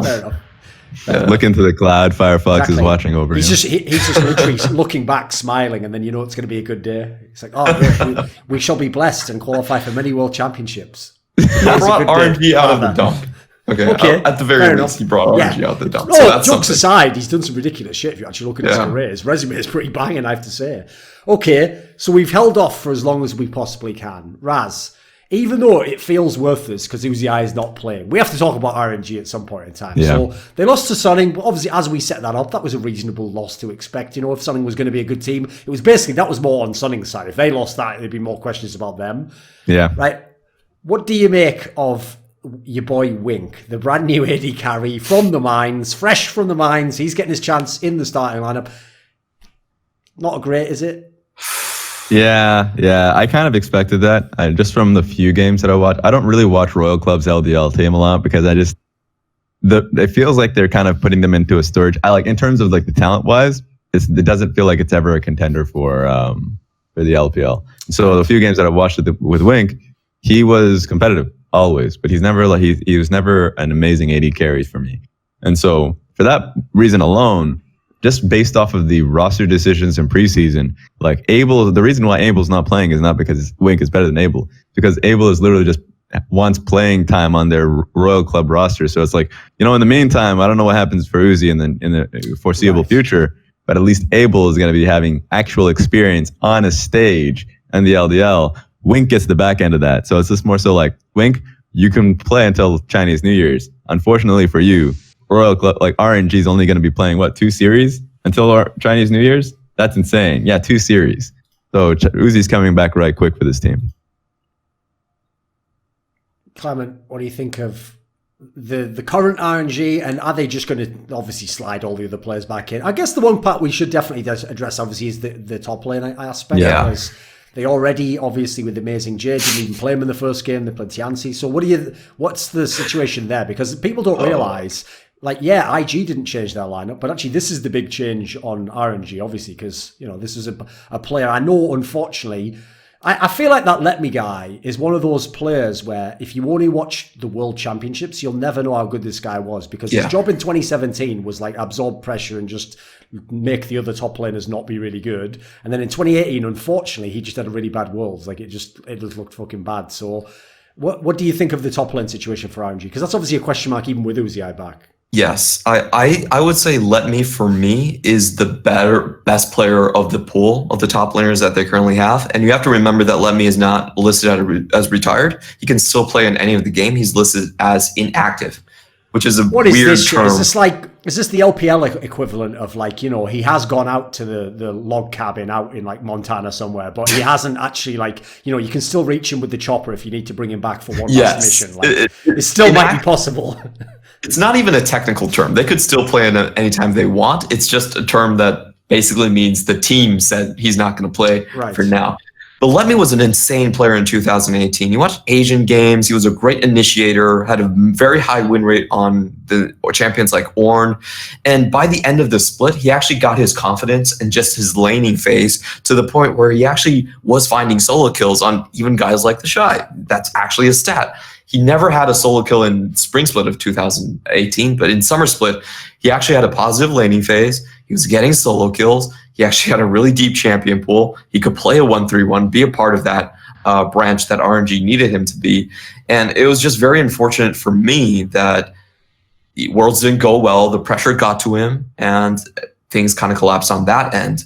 And to give a bit of background information on why RNG... It does feel also, to be fair though, they did kind of just toss him out on an island at Worlds as well. Yes. Considering the guy, as I alluded to, if you only saw Worlds, you'd think he was a tank-only player or something. He could definitely play carries, and as you mentioned, he'd been a very good player previously. I even thought in that series when they were playing against G2, I was thinking he would be one of the key factors, because I thought, he'll neutralize Wonder, and there's immediately, 1-win condition out for G, but none of that happened. They just kind of fed this guy to him. Which is, I just felt like RNG for Worlds had the wrong meta read overall, and that really impacted the team quite heavily. Let Me, for me, had a very high ceiling of potential. I don't think they're actually going to do better with Amazing J. And Tianci is just, he's obviously just very green, so I'm not even going to comment much about him. He's probably just doesn't even, the communication with the team is obviously just not there. So for me, the best case scenario would to have Let Me come back onto the roster at Summer Split at some point. That's what I think is going to happen. That's what I think the best course of RNG is. But I also have an interesting conspiracy theory for you. Because now, you know what? You know what? I feel like conspiracies. I feel like this is obviously just for jokes and laughs, but with Four Leaf, the esports manager for Flash Wolves, coming over and being the esports head for RNG, and all these top lane roster moves, are you ready for it? Are you ready for it? You know who the top laner is going to be? MMD's coming back, boys. Get out of here. Get out of here. That's not allowed. That's not that better be a joke. That's not even funny. Come that's on. actually just... Okay. Also, right, it would hurt my soul inside in a world in which MMD could get into the LPL. Meanwhile, Ziv just never made it. It's like, give me a break. Oh, the Ziv just, I don't know, but I feel like it was on Ziv's end who didn't want to come. Like, EDG was very public about wanting this guy on the roster. So I don't know why that deal didn't go through for some reason. All right. So you've been side talking Amazing J, man. Amazing J is here we go. I'm not gonna put a ranking on this one, but I think that he is one of our best top laners in the LPL. I think for the fact that he was able to prop up Billy. Now we're talking about when Billy was successful / IMA. It was literally off the back of Amazing J and Road. Those two players. When it worked for Road's Engage, it was insane. Amazing J's teleports were consistently crazy, like insane. I'm not talking about that dirt, because everyone will always cast their minds to the final game against WE to get the ticket to Worlds, but literally just regular season. Just regular season. The man would come out with Jarvan Camille, because guess what? That team was so hopeless they needed both damage and engage out of him.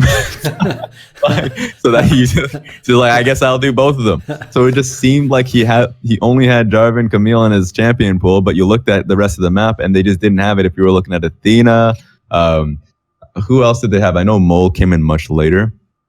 Bamey, there you go. They were not strong mid laners. And then you look at the bottom lane, it's been consistently Jinja and Road, and they're good in team fights, but they needed someone to be both the way to start the fight, but then eliminate the primary tanks and whoever in the carry, so Jinja feel comfortable enough to walk up.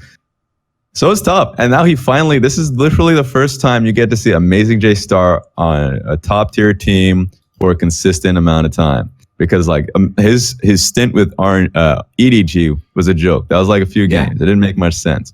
And then he's consistently been on energy pacemakers, basically a farm team. And then he goes on to IMA and brings that team up from the LDL, but they still keep the same roster. So there's no upgrades. The upgrades that TOP had to do when they had Dan Gaming. They made a whole host of upgrades, but they, for whatever reason, they was no, Road, keep them in. They finally had Mole, but I was wait, where's the marquee player that you'd be bringing in to match Amazing J? Didn't happen. So now he is finally on that team, and we can finally judge his laning phase properly. I don't even have to judge his team fights because they've always been strong. And I think he will be the mainstay player. It doesn't matter if Let Me comes back. I think he is better than Let Me, just put in a poor situation. Does that mean then, if that logically follows on everything you just said there, is Xiaohu just permanently on Galio duty for the rest of his life now? There can't be just 3 carries in the game, mate. If Uzi I comes back, doesn't this mean Amazing J?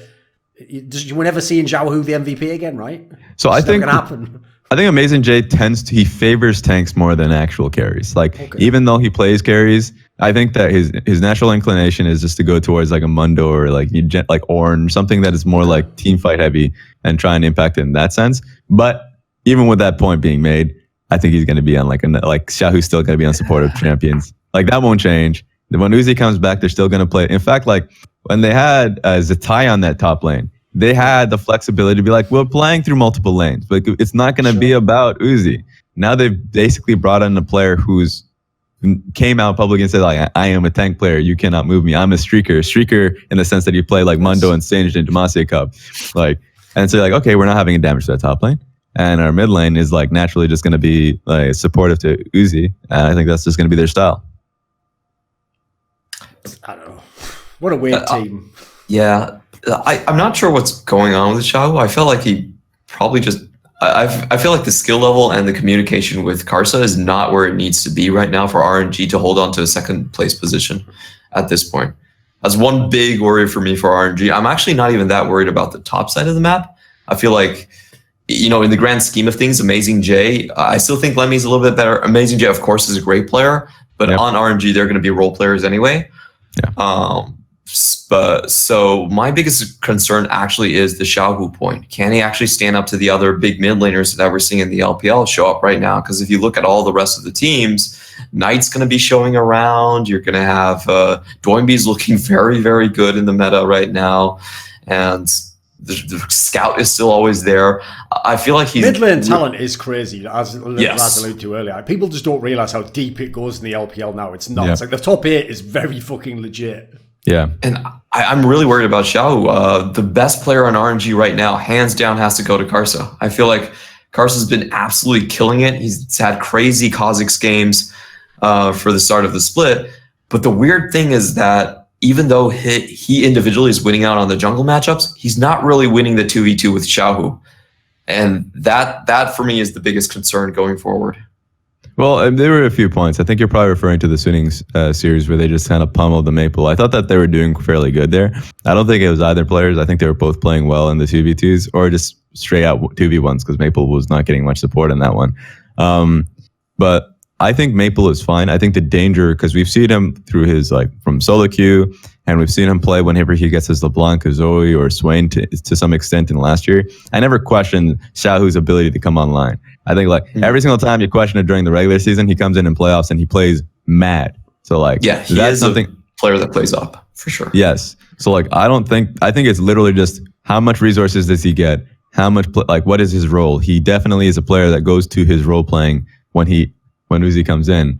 I think it's literally just about the way the team plays that makes it so Xiaohu has to focus on the one style. And Amazing J, you don't even have to tell him. Like, he's just going to do it. So I think the dangers of the RNG is that what they were flexing last year of saying we can play literally anything, even double jungle. Put MLXG in there with Kevin Brom and like with Karsa. You're like, that's insane. Like they did that. But then they were probably burnt because Worlds had that 6 player rule. You're like, what's the point of actually like flexing through multiple styles if you're only going to be playing one at the end of the day? So I think that was a major reason for that.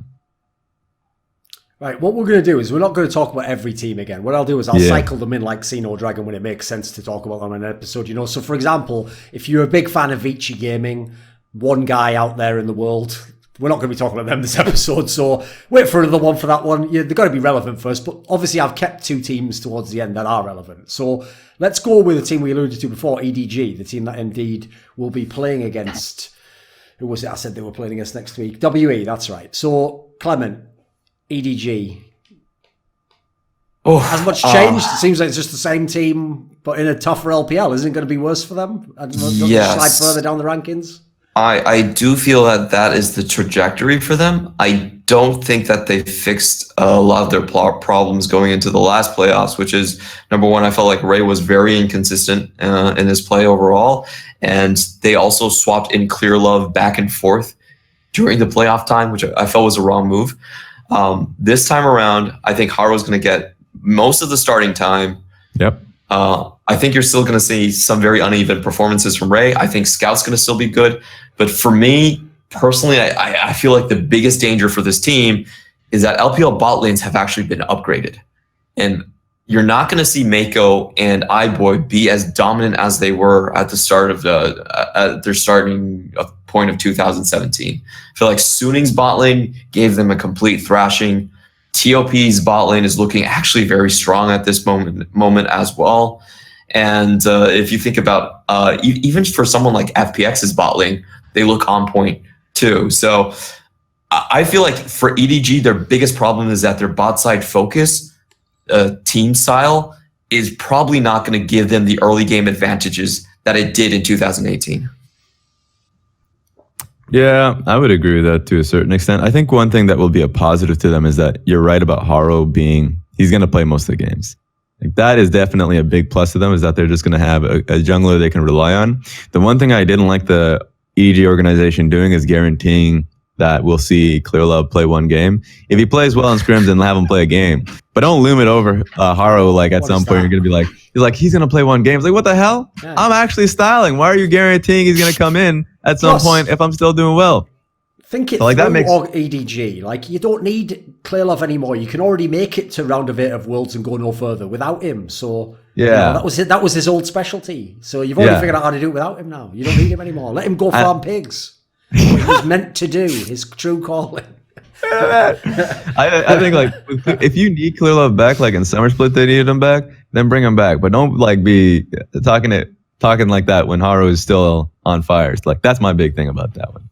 Otherwise, I think the team right now, in terms of the expectation, they're now just another team. Like they used to be the team that you go to, like marquee, like the money bringing in from like the Korean teams. And you'd also be talking about like the best players. But right now they're a team about scout. And I would say still iBoy, but iBoy more around team fighting, and it's still like not an 80 carry meta, so it's like it's not going to be about him anyways. So Haro and Scout have to perform, and I think they're going to be doing well enough to like get into the playoffs. That's not a question. It's more so like, are they going to be better than JD? For me, I don't think that's going to be the case. Who is the shot caller in their team? Is it Mako? Yeah, it's Mako. Yes.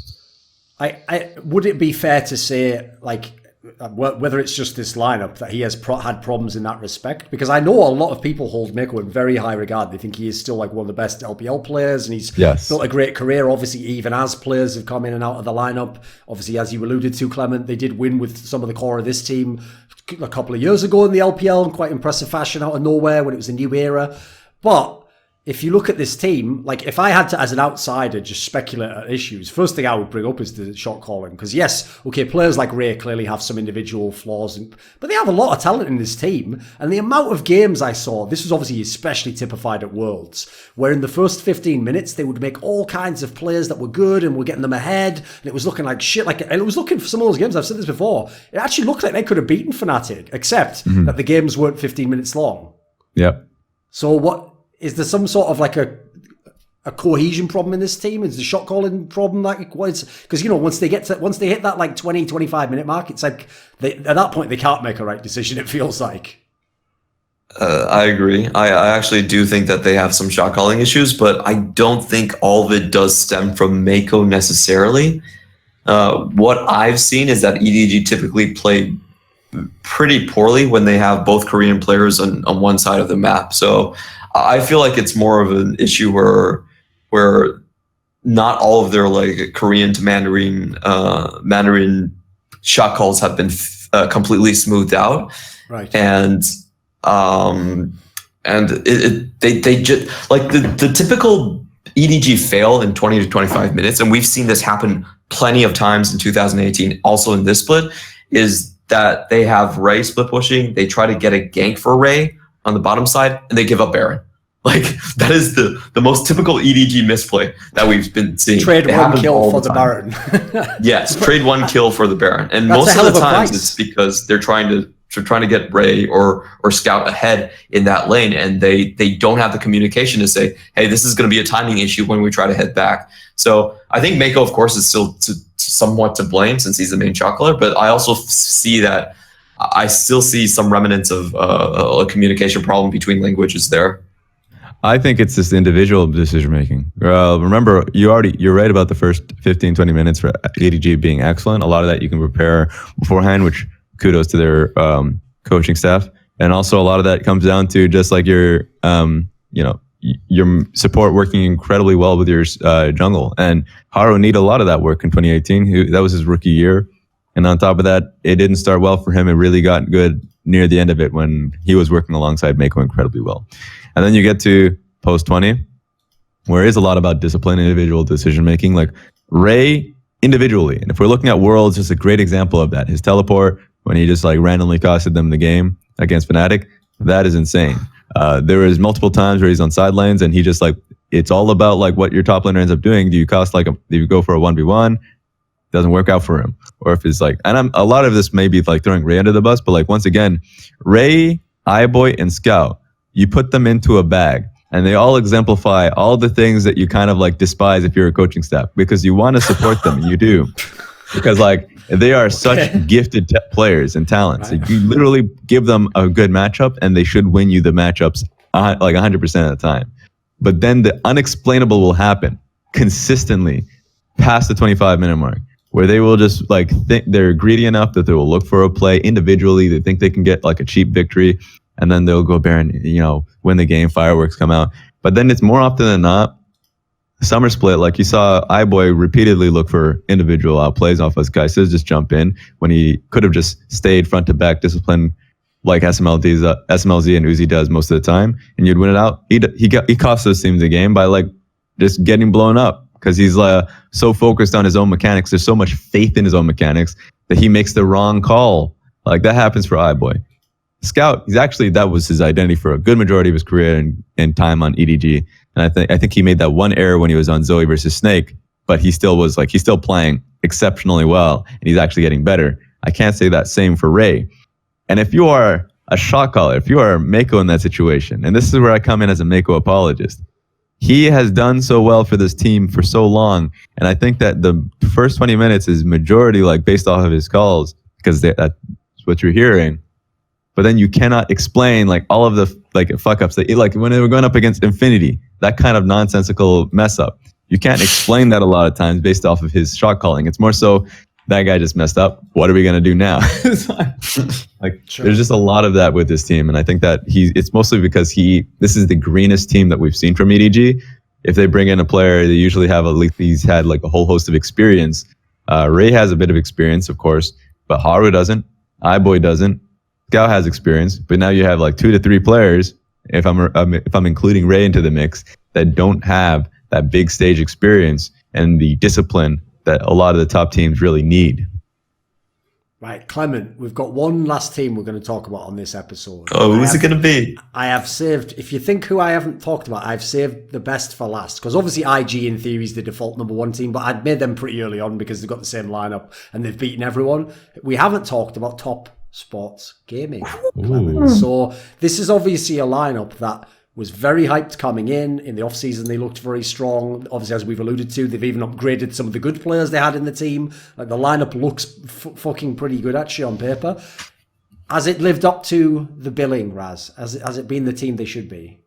Yeah, I think so. I think like people will say, oh, they started 1-1, but they went up against him. And even that one was so fun for me. Sure, it was like 2-0, but that was literally just the mechanics of the players going off. TOP had game 1 in the bag, in my opinion. When they went out like 22 minutes in, they were getting Cloud Dragon. I think it was Cloud Dragon. And then all they had to do was round around mid, push out mid, go back to Baron, play the Baron run, and then they won the game. It was actually super clean from them. And I think that Ben is a big win. Knight and Loken are big pluses. Like across the board, we can just keep name dropping, and like they're all a phenomenal talent, much better than I would have expected. I'm sure they lost that series, but what you saw were just like not just the mechanics, but the slow and smart play in mind. They lost that game because of the 2-man play that rookie made with Baolan mid lane.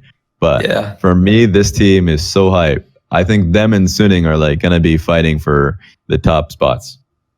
Yeah. I put TOP second overall in the league. I feel like TOP, their ceiling is super, super high. Have they necessarily delivered just yet? Not really for me. I feel like they make a lot of weird macro plays where they're just caught out mid, like you were talking about with RNG. That's also happened during the V5 series as well, where they just got caught mid for not a lot of reason. So I still feel like this is a team that's going to be really rough around the edges, but their strong suits is that it's going to be so difficult to win against any of these lanes. Like it's very, very difficult to do. You can get a bit of a CS lead in the bot lane, but 369 is shaping up as to be one of like the new superstar top laners. Knight is already a superstar there, and XX has actually been doing very well in his own games. So just across the map, on a pound for pound level, none of these teams are going to have advantages over them, and that's just a massive snowball to start off with. And something I think this is their strongest attribute. Like a few teams ever have this. And I think right now I'd say IG and RNG, when they have their full squad, they have this. They've shown this in major moments. There's the ability to play well behind and cloud back into the game. When they went up against Invictus Gaming, it was insane how XX had played it out to be able to get the gold lead slowly back in their favor. And then off that, whenever there were certain plays that I really want to have replays, like run on, like highlight plays, put that shit on Reddit. It was an Invictus Gaming pushed out, got inhibitor mid when they had Baron buff, and they were backing away. 369 has like a full like half Summoner's Rift like teleport to come in on flank. Like there are so many of those moments that they try, like they're very creative, and this will get them back leads consistently if they do this, because this team is like balls to the wall. If they are behind, they are smart enough to like coordinate with XX to get it back. But then these big plays that they orchestrate is something that we don't get to see in a lot of teams. Most teams would just bleed out and be like, all right, we'll just wait until someone makes a mistake. But their defensive vision to actually find TP opportunities are spot on. I also want to say this is one of those teams that you don't feel like has any limitations in terms of drafting. Like, they can pretty much draft anything. 369, Jax player, can play the tanks as well. Then you have Knight, who can go on Galio. He can suddenly play Assassin and Kali. It's very difficult to track this team and get an advantage, even if you're on red side. So I feel like this is going to be one of those nightmare teams just because of the talent level. Have they shaped up full form yet? I don't think so. But I still have them top 2 at year end. Just absolutely bonkers team in terms of talent level. Okay, right, let's do this at the end then.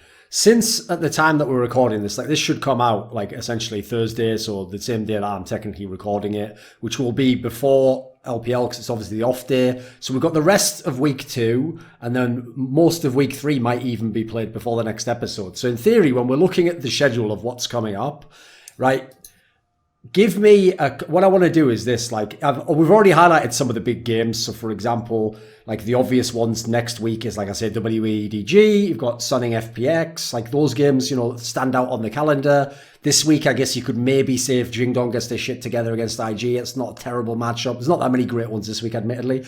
So maybe you can do this. For this second half of the week and the first games of the next week, which I'm assuming stopped because of the Chinese New Year or something, right? Is that why it's only half a week? Yeah.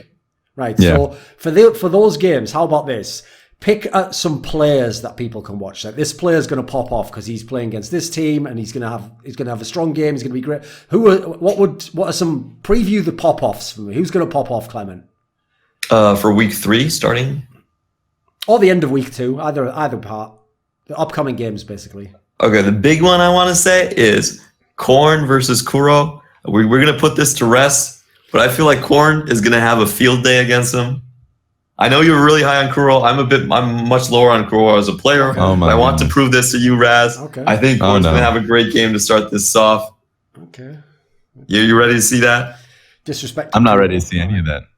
You're not ready to see it? Oh, okay. And of course, we have the match of the week, Invictus Gaming versus JD Gaming. I think that's going to be an interesting one just for the mid laners to see if Yagao has any growth in terms of his champion pool, and to see like what type of form Rookie can really achieve right now. And I also think this matchup with the way JD Gaming junglers are shaping up right now, I think Neen's going to have a back-to-back MVP series. It's going to be some Kane, baby. Ooh, I like that. You like that? Yeah, like Ning versus Levi. That sounds good to me. It's a lot of high chance for Lee Sin versus Kane to show up right there. Who are you going to pick, Raz? Any pop-offs that we should look for? I'll say 2. I'll go for Scout and Meteor. Scout for EDG. He goes up against VG Gaming. That one should be easy. He's likely going up against Puff. Wait. No, it's not. I forget their mid laner's name, actually. I forget their mid laner's name. I actually was so high on their mid laner. Jay. Jay, yeah. I think Jay's a great assassin, but I think ultimately Scout will have a good time versus Jay. And then next one, WE. Woo! CA versus CA versus Scout. It's gonna be Scout. Okay. I think like he's already had like great MVP moments, and I think Scout's gonna have another highlight. And then Xiaohu. So Xiaohu, CA, and Jay. So 3 very should be pretty great laning phase matchups, and I think Scout's been on form so far. So those are gonna be fun to watch. And then I'm gonna say Meteor because this is gonna be a good time for Meteor. He goes up against Pepper, and he goes up against Levi / Flawless. Yeah, this is a player for Billy. It's one of the teams we didn't talk about much, but we'll talk about them on a future episode because obviously, as the schedule goes on, they're going to get more relevant. You know. Exactly, and I mean Clement has already made a mention of the Kuro matchup too. So I think for BLG, it's Kuro and Meteor that are going to be their mainstay players. That are like how they win and lose games. And Meteor has had one excellent game. He got MVP on his debut off of Camille. He's super aggressive carry jungler. And then his last game was off like a Karthus game, which is like, I don't know where he's going anymore. I like the Karthus jungle. I think it's good, but it's definitely a completely separate style than what he was, I think, built to start the team with. So I want to see what he can actually do, but I think these are their best, like he should be able to fly with these performances.